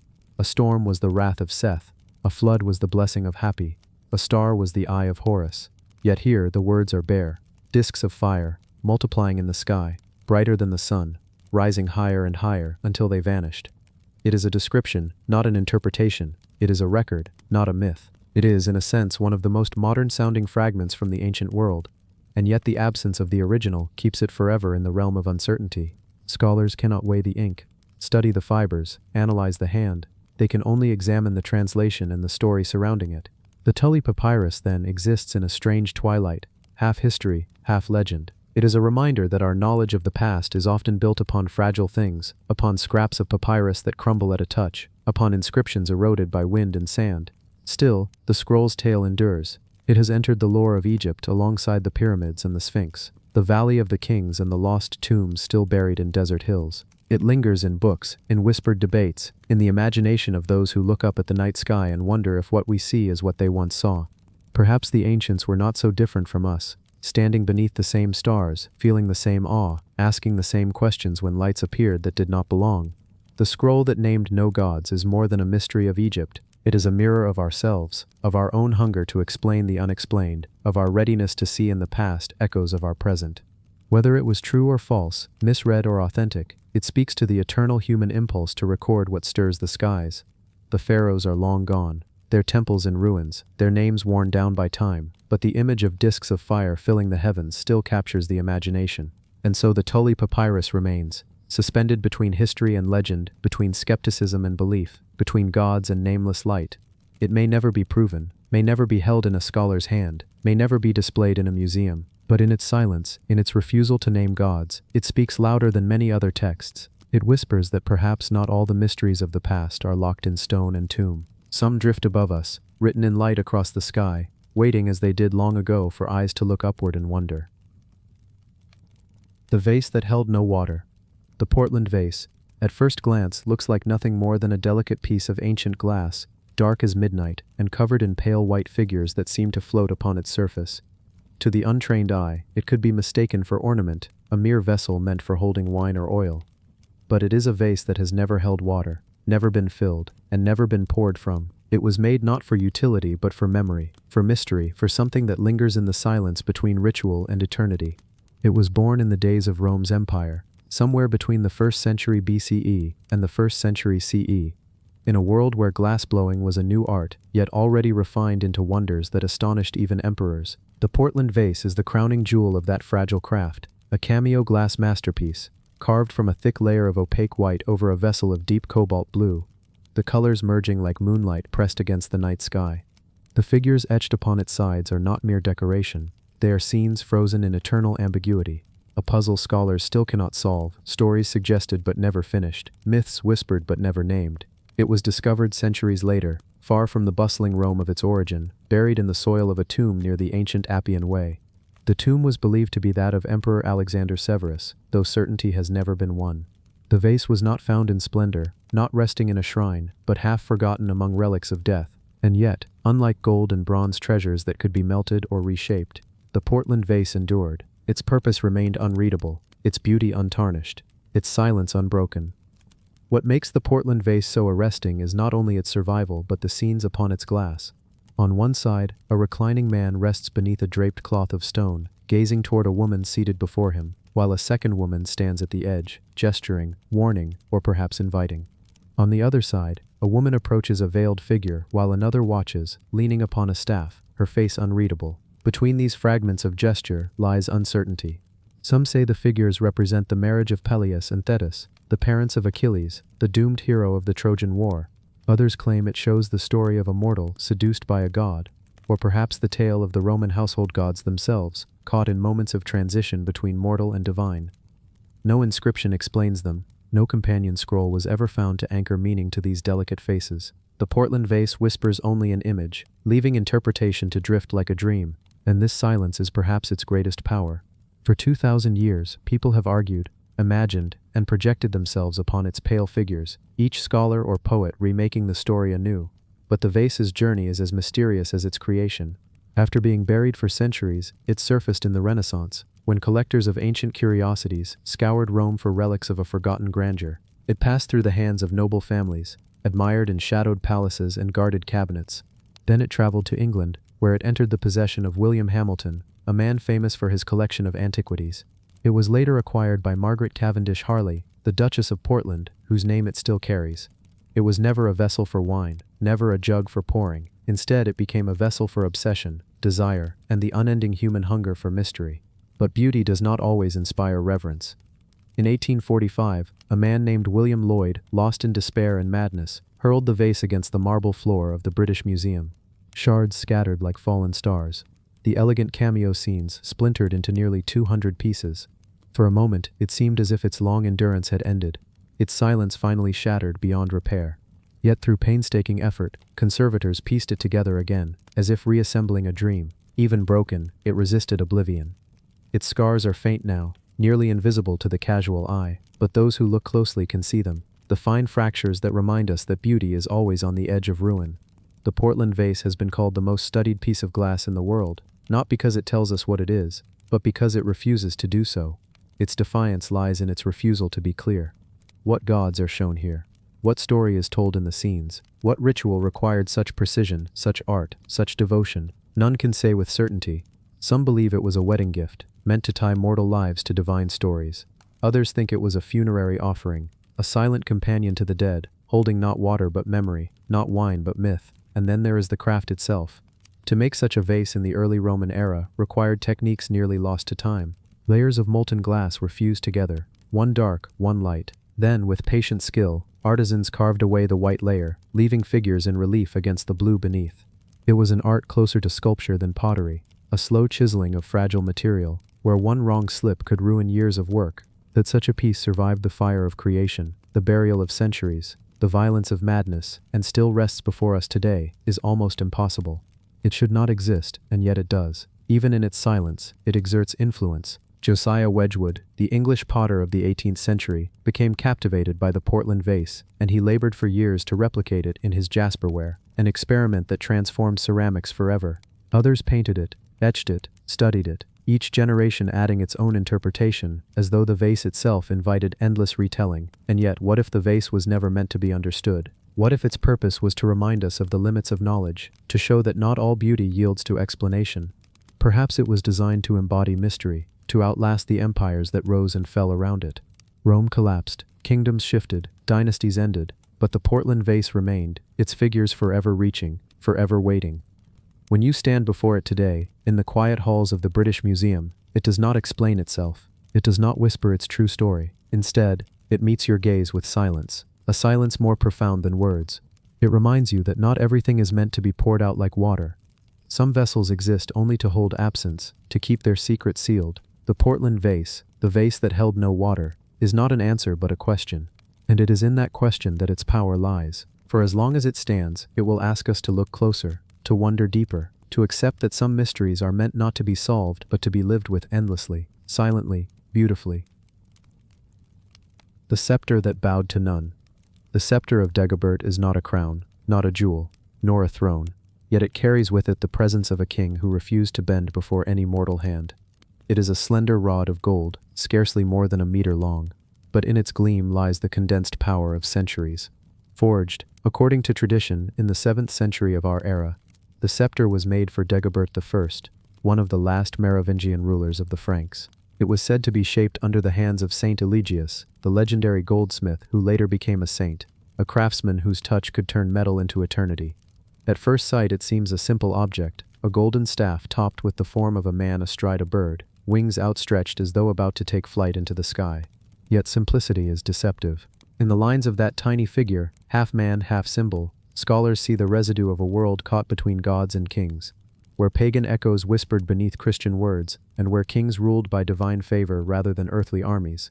The scepter became part of the regalia of France, kept within the Abbey of Saint Denis, where the bones of kings were laid to rest. There it stood among crowns and swords, the sacred instruments of monarchy, each one a silent witness to coronations, to oaths sworn in candlelight, to processions that declared not just the authority of a man, but the unbroken lineage of divine right. The scepter was more than a rod of gold, it was a bridge, tying the Merovingian past to the Carolingians who followed, and then to the Capetians, each dynasty inheriting not just the throne but the silent power held within this relic. The scepter of Dagobert was unlike other regalia. Crowns could be remade, jewels could be reset, but this scepter retained its form across centuries, unchanged, untarnished, unbowed. To hold it was not simply to wield authority, it was to clasp the very memory of the first kings of France, the bloodlines that claimed descent from Clovis himself, the man who united the Franks and embraced Christianity as a bond to Rome's vanished empire. Its design spoke a language half forgotten. The golden rod was worked with spirals and patterns reminiscent of both Frankish metalwork and older Roman forms, a hybrid that revealed a culture not yet settled, still negotiating between tribal tradition and imperial order. At its summit, the strange figure of a man on a bird puzzled generations.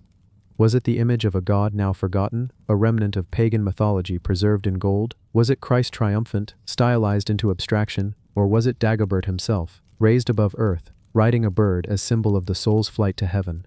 No answer was ever agreed upon. The scepter remained mute, refusing to reveal its meaning. But kings carried it nonetheless. In ritual and in pageantry, it was raised as a symbol of unyielding sovereignty, a reminder that the King of France bowed to none but God, and that his lineage reached back to a time before the realm itself had taken its full shape. To hold the scepter was to claim not only power, but the favor of history, of saints, of destiny. For centuries the scepter of Dagobert remained in Saint Denis, kept with the other sacred treasures in a treasury as holy as any chapel. Pilgrims and princes alike gazed upon it, marveling at its antiquity. Yet, unlike crowns or orbs, it was rarely touched. Its fragility was clear. Gold is a soft metal, and though the scepter gleamed with unbroken light, it seemed too delicate to withstand the rough grip of warlike kings. It was a relic to be revered, not wielded, an emblem of continuity rather than conquest. Then came the Revolution. In 1793, when the fury of the people turned against crowns and scepters alike, the regalia of France was plundered, melted, or destroyed. Crowns were broken down for their jewels, orbs smashed, rings scattered, but the scepter of Dagobert, ancient beyond comprehension, was not melted. Instead, it was hidden, lost in the chaos. Some say it was stolen from Saint Denis before the mobs arrived, secreted away by those who understood its worth. Others whisper it was destroyed quietly, its gold melted in secret, its form lost forever. But no proof was ever found. What is certain is this: the scepter of Dagobert has not been seen since the 18th century. It vanished as though the earth itself had swallowed it, leaving only descriptions, drawings, and whispers of its power. Its disappearance transformed it into something more than a relic. Now, it is a ghost, a reminder of what once was. For historians, it is a puzzle. Did it survive? Does it still lie in some hidden chest, in a forgotten attic of Paris, overlooked for centuries? Or was it indeed destroyed, its memory the only part that endured? For those who believe in the echoes of the sacred, the scepter still exists, waiting to be revealed when the time is right, perhaps when kings walk again in France. Legends multiplied after its disappearance. Some said that the scepter carried with it the fate of France itself, and that its vanishing marked the end of monarchy, the sealing of a chapter of history. Others claimed that whoever found it would inherit Dagobert's unbending sovereignty, a sovereignty that refused to bow even to time. There are even whispers, half believed, that the scepter was not of mortal origin, that its golden rod was forged from metal, fallen from the heavens, and that Saint Eligius, the goldsmith saint, was more than a craftsman. He was a guardian, shaping for Dagobert, a relic of cosmic power. The man who once ruled with this scepter, Dagobert I, was no ordinary king. He was remembered as the last of the great Merovingians, a ruler who expanded his domain, who brought order where chaos lingered, and whose burial in Saint Denis set the pattern for the kings who followed. Dagobert's reign became a hinge between myth and history, between the tribal chieftains of old and the centralized monarchies of Europe. His scepter carried that weight, embodying a power that no successor could wholly imitate. In its silence, the scepter of Dagobert teaches us something enduring. Power is fragile, like gold. Empires rise and fall. Yet symbols, those fragile, gleaming, ambiguous objects, outlast even thrones. The scepter bowed to none, not even to destruction, for even in its disappearance it resists. It is not bowed to kings, nor bowed to time, nor bowed to the fury of revolution. It has gone where no hand can grasp it, and there it remains, a silent monarch of absence. And perhaps that is the final secret of the scepter. By vanishing, it became eternal. By refusing to be found, it refuses to be owned. By bowing to none, it continues its reign, untouchable, unseen, yet unforgotten. In the halls of memory, the scepter of Dagobert still gleams, and in the silence of history, it waits, unbowed, unbroken, and undefeated. The statue that wept without eyes. The Lion Man does not roar, he does not move, he does not breathe, yet when his form was uncovered in the dark belly of a German cave, his silence carried the weight of 40 millennia. Carved from the tusk of a mammoth, he stands a figure both human and animal, both dream and terror, both memory and prophecy. He is known as the Lion Man of Hohenstein-Stadol, and he is the oldest known statue of its kind, a relic from a time when the line between man and beast had not yet been drawn. Imagine the cave where he was found. Hohenstein-Stadol, deep in the lone valley of southern Germany, cold and damp, the walls etched by dripping water, the floor littered with bones of animals long vanished. It was here in 1939 that fragments of ivory were uncovered, fragments so numerous and so small that at first they seemed no more than the shattered leftovers of some ancient craft. But as the pieces were reassembled, the form grew clear. The body of a man, upright, strong, the head of a lion, gazing without eyes into eternity. The statue is nearly a foot tall, immense for its time, carved with detail so careful it defies comprehension. The ivory was cut with stone tools, shaped by hands that had no metal, no iron, no steel, only patience, vision, and the strange fire of imagination. Why, we ask, would a hunter of the Ice Age devote so much time, so much effort to shaping this figure? Why take a tusk from a beast so mighty, carve it not into tools or weapons, but into this strange hybrid of human and predator? The answer is lost. The Lion Man refuses to speak, but his silence is louder than words. He suggests that the people who made him dreamed of worlds beyond their own. He hints at rituals, at myths, at gods or monsters that stalked the imagination of our ancestors. To make him was to give form to something invisible, power, fear, hope, or prayer, and what prayers they must have been. The Ice Age was merciless. Glaciers loomed in the distance, the air itself a knife, food scarce, predators everywhere. Lions prowled the plains of Europe then, larger than any lion we know today. Beasts with fangs like blades, hunters of men as well as deer. To carve a lion's head onto a human body was not fantasy, it was invocation. The carver may have sought to call down the strength of the lion, to weave its spirit into the fabric of the tribe. Perhaps this statue was a guardian, a shaman's ally, or even a god that walked between the worlds of flesh and shadow. When the statue was reassembled, scholars noticed something else. The face of the lion was detailed, but the eyes were hollow, absent, uncarved. The Lion Man does not see. Or perhaps he sees too much. His gaze is turned inward, into the realms of dream and death. He is a statue that weeps without eyes, for in his blind silence he embodies both the sorrow of survival and the wonder of imagination. Consider what it meant to create him. This was no idle art. The carving took hundreds of hours, a vast investment of time for people who lived by the hunt and the fire. To dedicate such labor to a figure suggests its importance. It may have been the heart of a ritual, carried into ceremonies in the dark of caves where torches flickered against stone.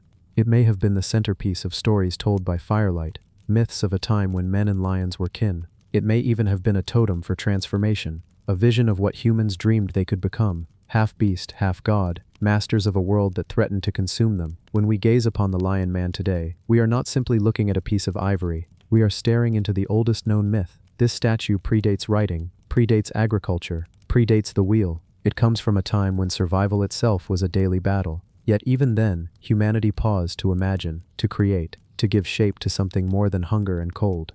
The Lion Man is the proof that long before we built cities or carved empires, we dreamed. And so he stands, neither holy lion nor holy man, an image of unity and division, of power and fragility. In his eyeless silence, he asks us a question: what does it mean to be human? For those who carved him, perhaps the answer was not clear. Perhaps humanity was still in the making, still forming itself out of the mixture of beast and spirit. Perhaps the Lion Man was not an idol of worship, but a mirror of identity. This is what we are, and this is what we are not.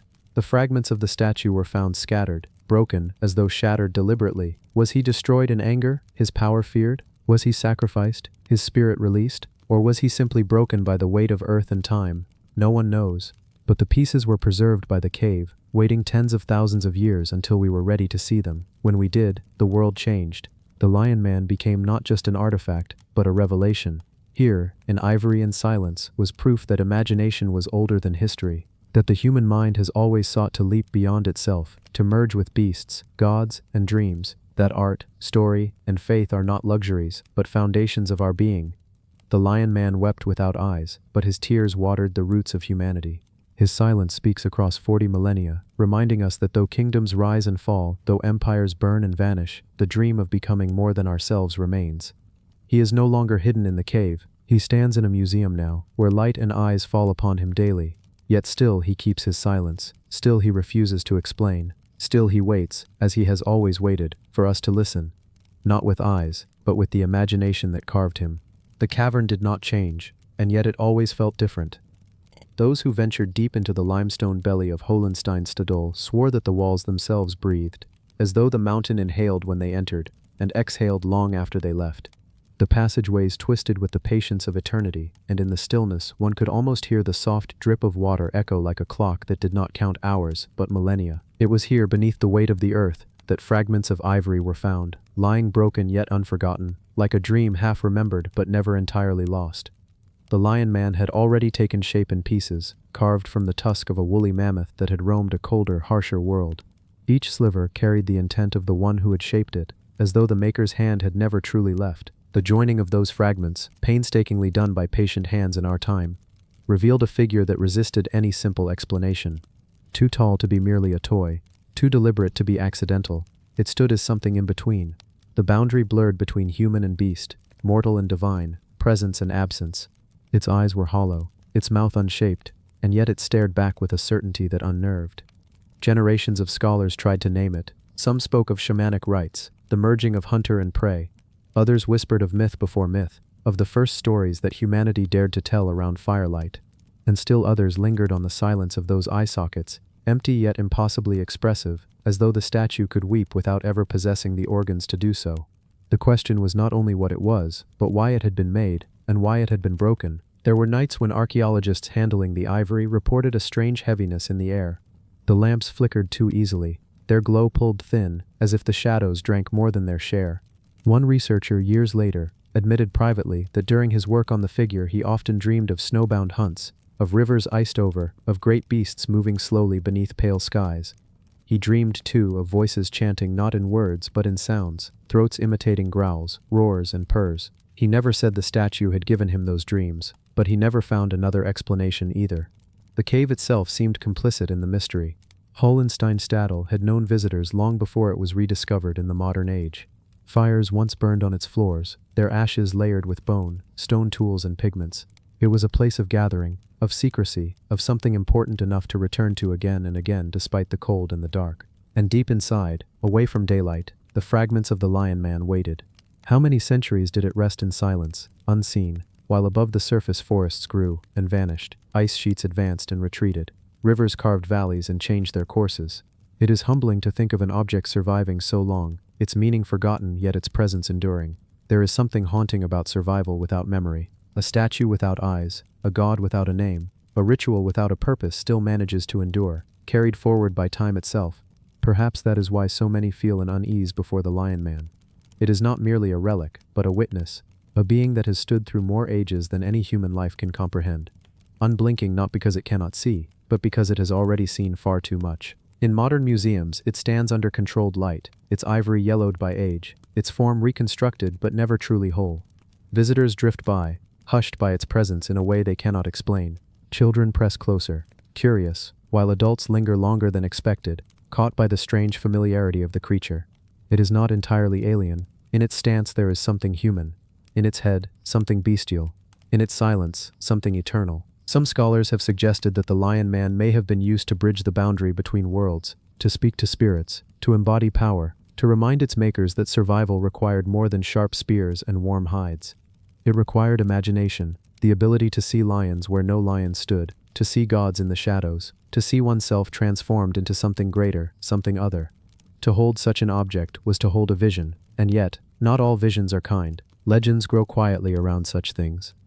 In the towns near Ulm where the fragments were pieced back together, there are whispers that strange sounds are sometimes heard in the museum halls after dark. Not the creaks of settling wood or the hum of ventilation, but something like the low rumble of a chest-deep growl, or the rhythmic thrum of footsteps pacing where no one walks. A night guard once told, in confidence, that he avoided the gallery after midnight. He had no proof, only a feeling that the statue's presence was strongest then, when silence lay thickest. What unsettled him most, he said, was not the idea that the statue might move or act, but that it might remember. That deep within the grain of mammoth ivory, there lingered the memory of hands that carved, of chants that summoned, of fears and hopes pressed into form. Objects, after all, hold stories even when their makers are long gone. And the Lion Man was older than any story we know. There is a theory, quiet, controversial, that the breaking of the statue was deliberate. Perhaps the people who once revered it chose to shatter it, scattering its power in fragments rather than risk it enduring whole. A ritual death for a ritual object. If so, then our reconstruction may not be a restoration at all, but a defiance of the original intent. We have pulled together what they chose to pull apart, resurrecting something they once put to rest. What consequences, if any, come from such an act cannot be measured in catalogs or exhibitions, but when you stand before it, you feel it. That strange weight, that silence that hums rather than rests, that lingering impression that you are not just observing but being observed. You may tell yourself it is imagination, you may tell yourself it is history pressing too close, yet the hollows where eyes might have been seem to follow, not outward but inward, into you, as if searching for what they once knew in another world. And so the Lion Man remains, both broken and whole, both ancient and timeless, both silent and speaking. It does not need eyes to weep, for its tears are not water, but centuries. It does not need words to speak, for its voice is the echo of survival itself. It is a reminder that humanity has always sought meaning, always blurred the edges between what is seen and unseen, always reached into mystery, even when mystery did not reach back. The statue stands still, and yet it travels through us. Through the breathless awe of those who see it for the first time, through the restless dreams of those who work too close, through the quiet unease of those who linger in its presence longer than they should. It weeps without eyes, and perhaps it always will. Not in sorrow, but in patience. For time belongs to it, and to time alone. And when the cave exhales again, as it always does, one cannot help but wonder whether it is sighing in relief or in warning. The cup that refused the gods. It began, as so many stories of ancient things do, with chance. A burial mound, weathered by centuries of rain and wind, yielded its secrets not to priests nor to kings, but to men who dug with little expectation of finding more than earth and stone. And yet, beneath layers of silence, the soil parted to reveal something that glimmered in a way nothing else in that damp land ever could. A cup, shaped of gold, small enough to hold in 2 hands, yet heavy with the weight of mysteries, was pulled into the light once more. The Rillaton gold cup, as it would come to be known, was no ordinary vessel. Its form was deceptively simple, a rounded body, a fluted surface of hammered ridges, and a small handle pressed to one side. But its very existence seemed to contradict the quiet, windswept moors of Cornwall, where it was found. Gold was rare in those days. rarer still shaped so finely. To fashion such an object required not only the metal itself but also the patience of fire, the memory of traditions carried from far away, and the steady hands of one who understood that to make a cup was to make a statement. Yet what statement was being made? That question has haunted every gaze turned upon it. The burial in which the cup was found was no common grave. Beside the glittering vessel lay the remains of a man, his bones fragile, his stature reduced to shadows. With him were fragments of weapons, trinkets and adornments, offerings that spoke of status, of reverence, perhaps even of fear. Whoever he was, he had not been forgotten when the mound was raised. And the cup, lying close by, suggested not only wealth but something more intimate. Cups are for drinking, for sharing, for communion. To bury one with a body was to bury the promise of a final feast, or perhaps to silence a voice that once spoke through ritual. The land around Rillaton is dotted with monuments older still. Standing stones, circles carved from earth and rock, alignments that trace the turning of stars. In such a landscape, the cup does not stand alone. It is part of a language written across moor and hill, a whisper of a people who measured their lives not only in seasons but in ceremonies. Gold, gleaming as if made of sunlight itself, would have been the perfect material for such acts. A material not corroded by time, not stained by earth, a thing that resisted decay just as their gods resisted death. And yet, for all its perfection, the cup was buried, hidden away, its shine denied to those who might have raised it in firelight. Why? There are those who believe it was meant as an offering, a vessel gifted to the unseen powers in exchange for protection, for harvests, for the turning of skies. To bury gold is to bury value, to surrender wealth so that something greater may be gained. But others wonder whether the burial was not a gift at all, but a rejection. To bury a cup is also to deny its use, to silence whatever words or songs might have been spoken as liquid was poured, drunk, shared. A cup unused is a voice silenced. Perhaps this was why it later gained its title, the cup that refused the gods. Legends wove themselves around it in later centuries. Some whispered that it had been cursed, that those who drank from it would never taste satisfaction, their thirst always gnawing, never quenched. Others claimed it was a chalice of kings, that only those of true blood could raise it without consequence. In the tales told around hearths, the cup became a test. Drink and prove your worth, or drink and be undone.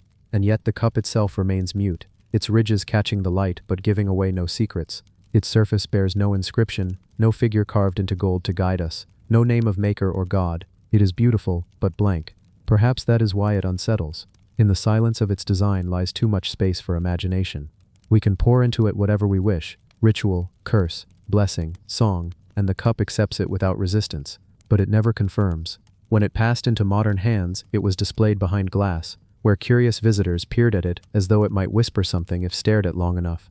Some swore its gleam shifted subtly, as though the gold itself pulsed faintly, like a slow heartbeat. Others reported strange dreams after seeing it, visions of circles of stone, of torches raised high, of faces painted with ochre chanting in languages lost. A simple drinking vessel does not inspire such things, unless it is not simple at all. And there is this. In Cornwall, where the cup lay for so many centuries, water has always been tied to belief. Springs, wells, and streams were honored with offerings of coins, brooches, weapons. To place gold beside water was to place wealth into the hands of gods. A cup, meant to hold liquid, meant to pour, meant to share, fits seamlessly into this tradition. But in being buried away from water, sealed in earth, the Rillaton cup seems to break the very logic of its form. It was never meant to hold water again. This paradox is what lingers, what earns it its strange title. The cup that refused the gods is not merely a relic of beauty, but a question made into gold. It resists not through action, but through silence, through being placed where no hand could raise it. Its refusal is passive yet absolute, and in that refusal lies its power. The moors around Rillaton remain quiet. The wind sweeps the grass, the stones endure, and beneath them memories sleep.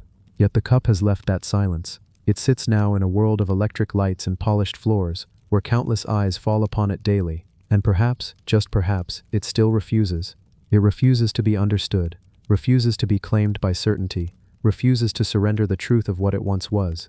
And so it gleams, endlessly patient, waiting for those who look too long, who lean too close, who begin to wonder whether a cup can still carry a power that even gods could not drink from. And so the cup sat in silence, centuries upon centuries buried beneath stone and earth, until the day it was unearthed. But what did it bring with it when it returned to the world of men? For objects, especially those fashioned with care and intention, are never truly inert. They hold in them the weight of what they once witnessed, and sometimes they whisper it, though only to those willing to listen. In quiet galleries where the Rillaton cup rests today, away from the wind of the moors, some claim the air feels different near it, heavier, almost charged, as if the cup holds in its hollow body not just emptiness but memory. Those who stand before it speak of a strange pull, not the glitter of gold alone, but something deeper, a sensation that the cup has not finished its purpose, that it waits.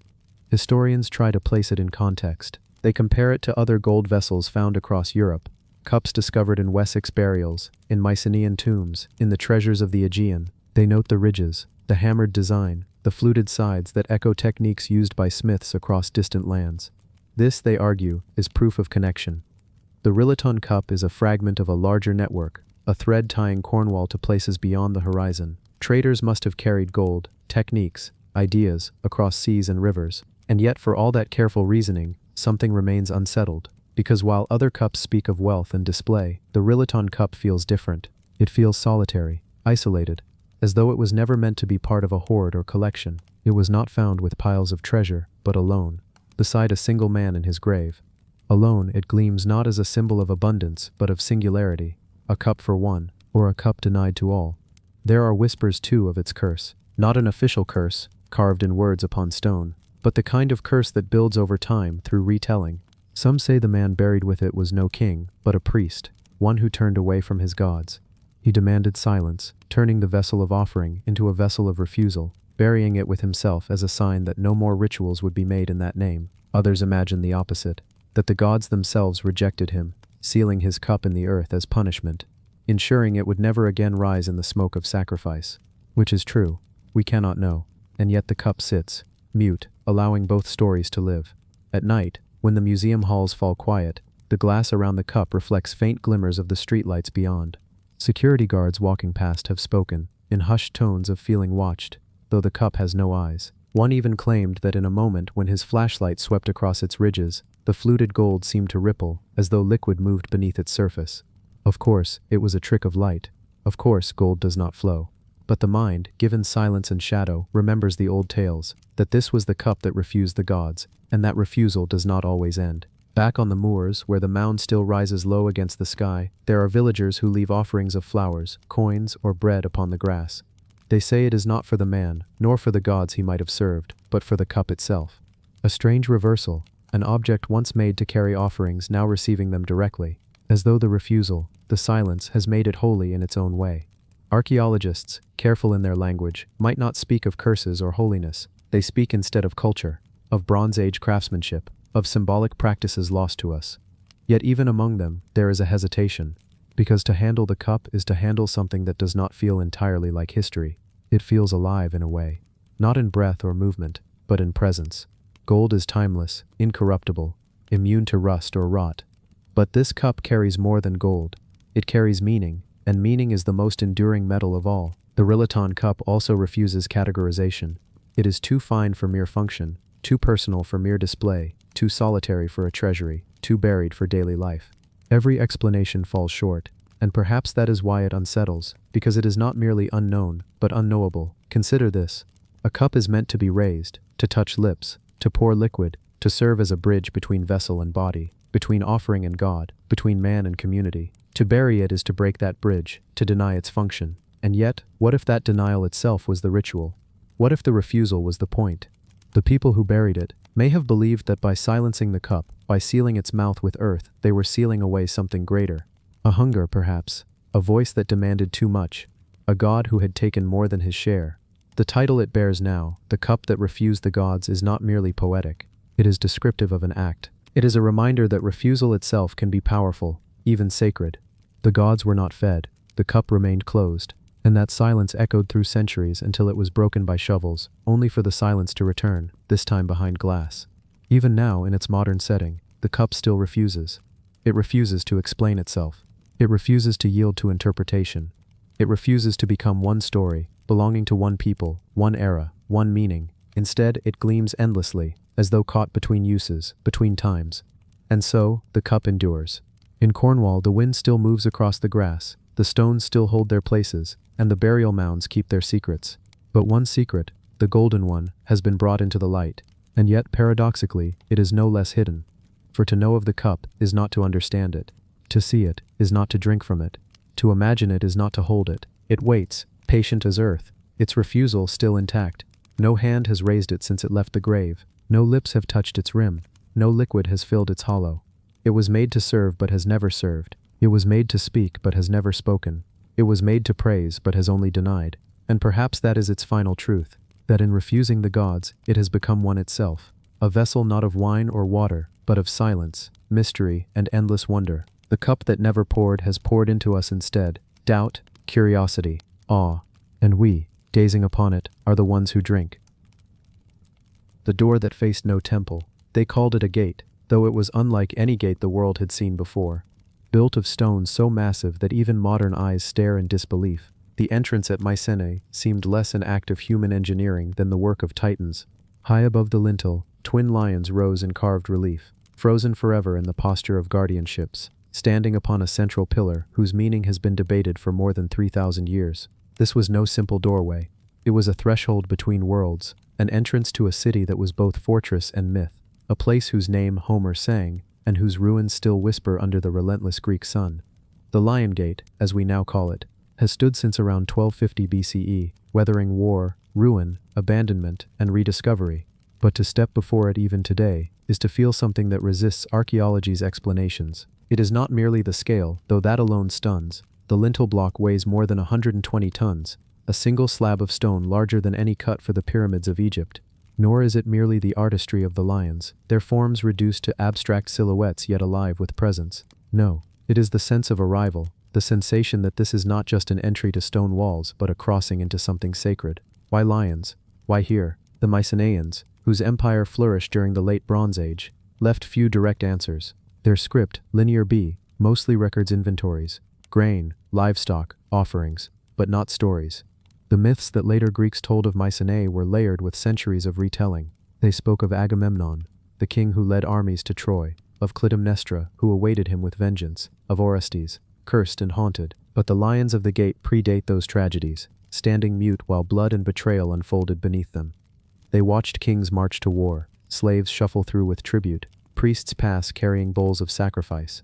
They watched, and they endured. The design itself carries riddles.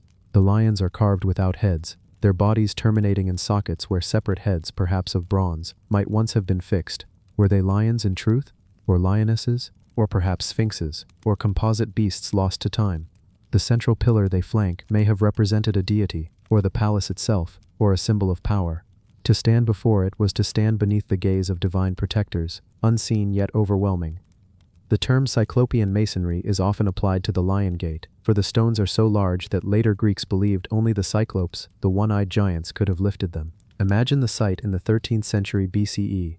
Blocks dragged by teams of men, ropes straining, wooden sledges creaking, dust rising as the walls of Mycenae climbed skyward. This was not a casual wall but a statement, a fortress crowning a hill in the Peloponnesian landscape, controlling routes to the sea and the plains beyond.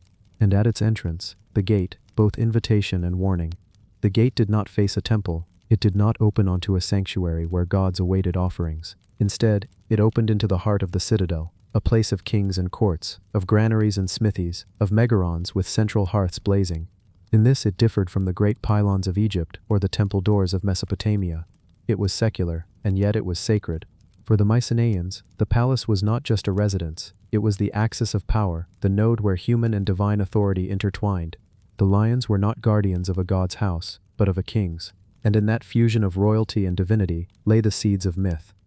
Archaeologists have studied the gate's relief for generations, measuring the angle of the lions' bodies, tracing the weathered lines of their paws, speculating about lost details. Some see the composition as a heraldic emblem, borrowed from the Near East, where lions flanking pillars or thrones symbolized kingship. Others see in it a primal invocation of power, a reminder that to pass beneath was to submit to the authority within. And yet, despite all scholarship, the image refuses to yield fully. The lions keep their silence. Even the act of passing through the gate must have been ritualized. Travelers approaching Mycenae would have wound their way up a narrow path, the massive walls looming higher with each step. The gate itself was positioned at an angle, forcing entrance to pass beneath the lions while exposed to defenders above. Every movement through it was deliberate, constrained. To step inside was to be both welcomed and judged, shielded and scrutinized. Legends grew around the site, even long after Mycenae's fall.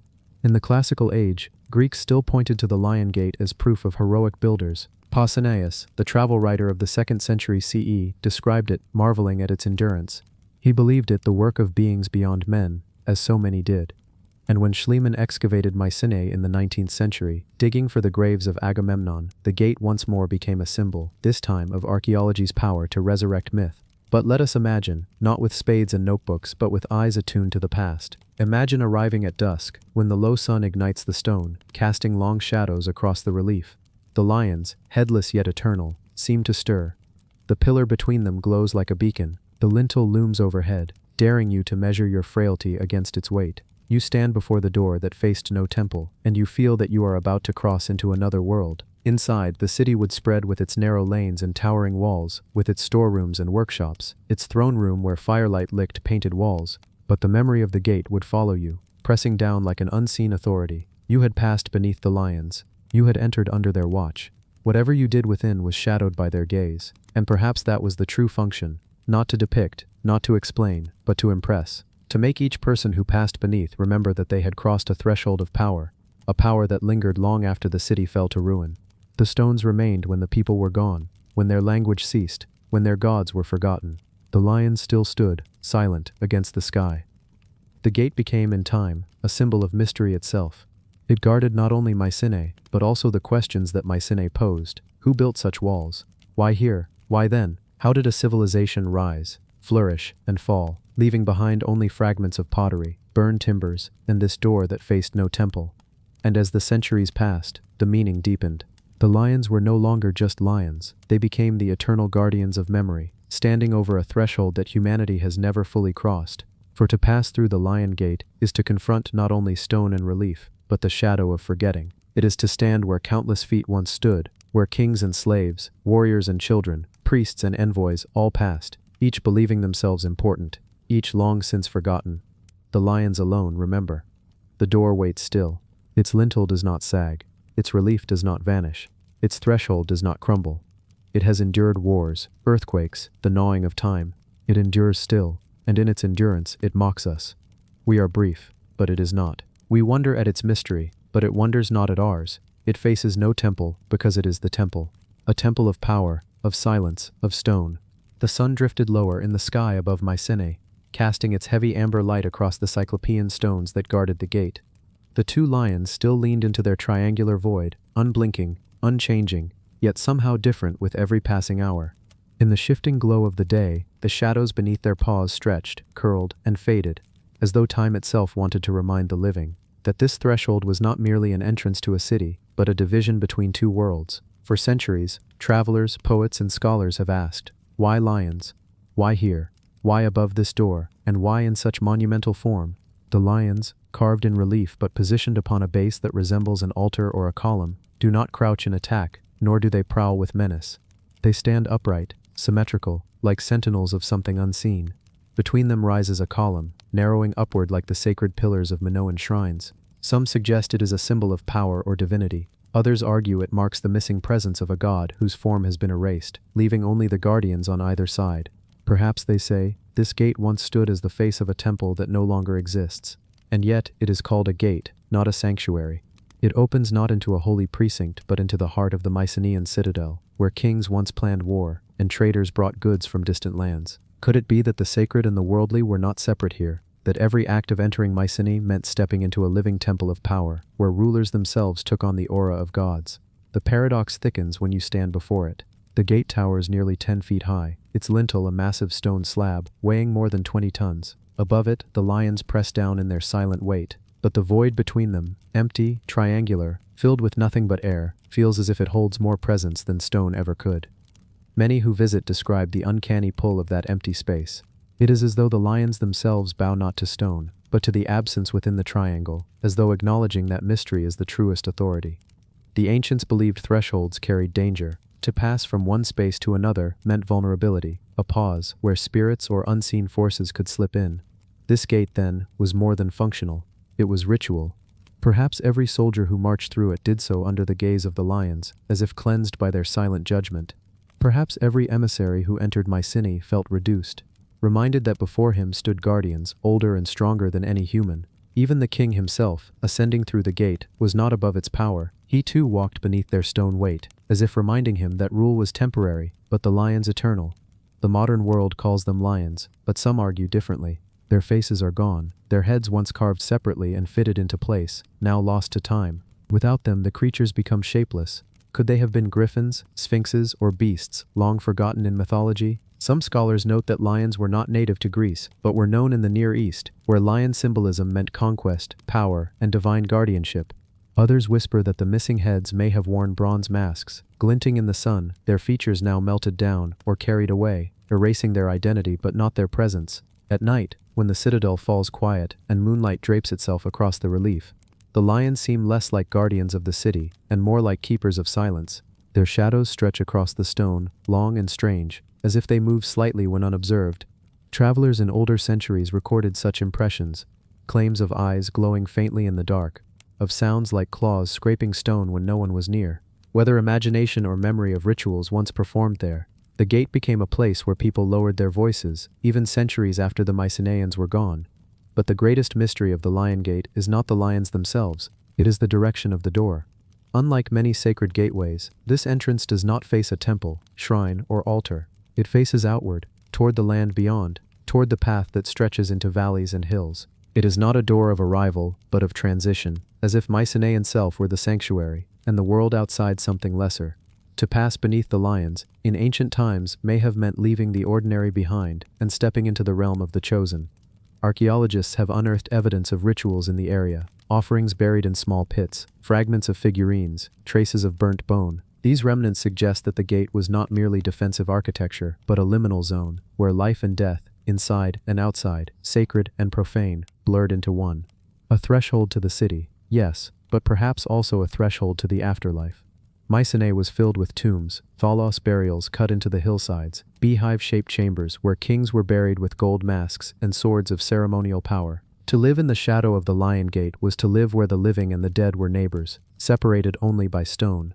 The lions themselves stand above this knowledge, their bodies leaning inward, as though pressing their strength not outward against invaders, but inward into the city, into the very space they protect. Why should guardians of a city face inward rather than outward? Unless perhaps what they kept in Mycenae was as dangerous as what they kept out. Unless the gate's role was not only to ward off enemies, but to contain something sacred or terrible within. Legends grew around them. Some claimed that the stones themselves were too vast to have been lifted by men, that only cyclopes, giants with a single eye, could have raised them. Others whispered that the lions were frozen guardians, once living beasts that had been turned to stone when the gods sealed this gate. In later times, when Mycenae lay in ruin, the villagers of Greece still spoke of the lions as if they breathed. They warned children not to touch the stones at night, for fear the guardians would wake. Even now, as tourists pass beneath, cameras flashing, the gate retains its uncanny atmosphere. It is difficult to shake the feeling that you are being measured, not by the guides or scholars, but by the silent watchers above. They do not speak, they do not move, yet something about them lingers, as though they keep count of every soul who has ever crossed beneath their paws. And so the name remains, the Lion Gate, though its lions no longer have faces, and its purpose no longer has clarity. It is a door without a temple, a monument without a complete explanation. Was it an entrance to a palace, a military checkpoint, a sacred boundary, or something more profound? Perhaps it was all of these at once. Perhaps the Mycenaeans themselves never meant to separate the sacred from the secular, never meant to distinguish ruler from priest, city from temple, life from death. In the Lion Gate, all merged into one. As the last light of evening fades, the lions seem to vanish into shadow. Only the void between them, the triangle of nothing, remains visible, cut sharp against the dim sky. It glows not with light, but with absence, a reminder that mystery itself is eternal. And so the gate stands, silent and waiting. It has watched kings rise and fall, cities burn and rebuild, centuries turn like pages. It has seen the living and the dead cross its threshold, each counted, each measured. Yet it answers no questions, it offers no truths. It is only a door that faced no temple, and yet guarded the heart of a civilization as though it were the holiest of shrines. And perhaps in its silence, that is exactly what it was. Thank you for joining us on this journey into the forgotten corners of history. If you enjoyed uncovering these mysteries, please subscribe to Unearthed Secrets, give this video a like, and share your thoughts in the comments below. Until next time, keep wondering what else the past still hides.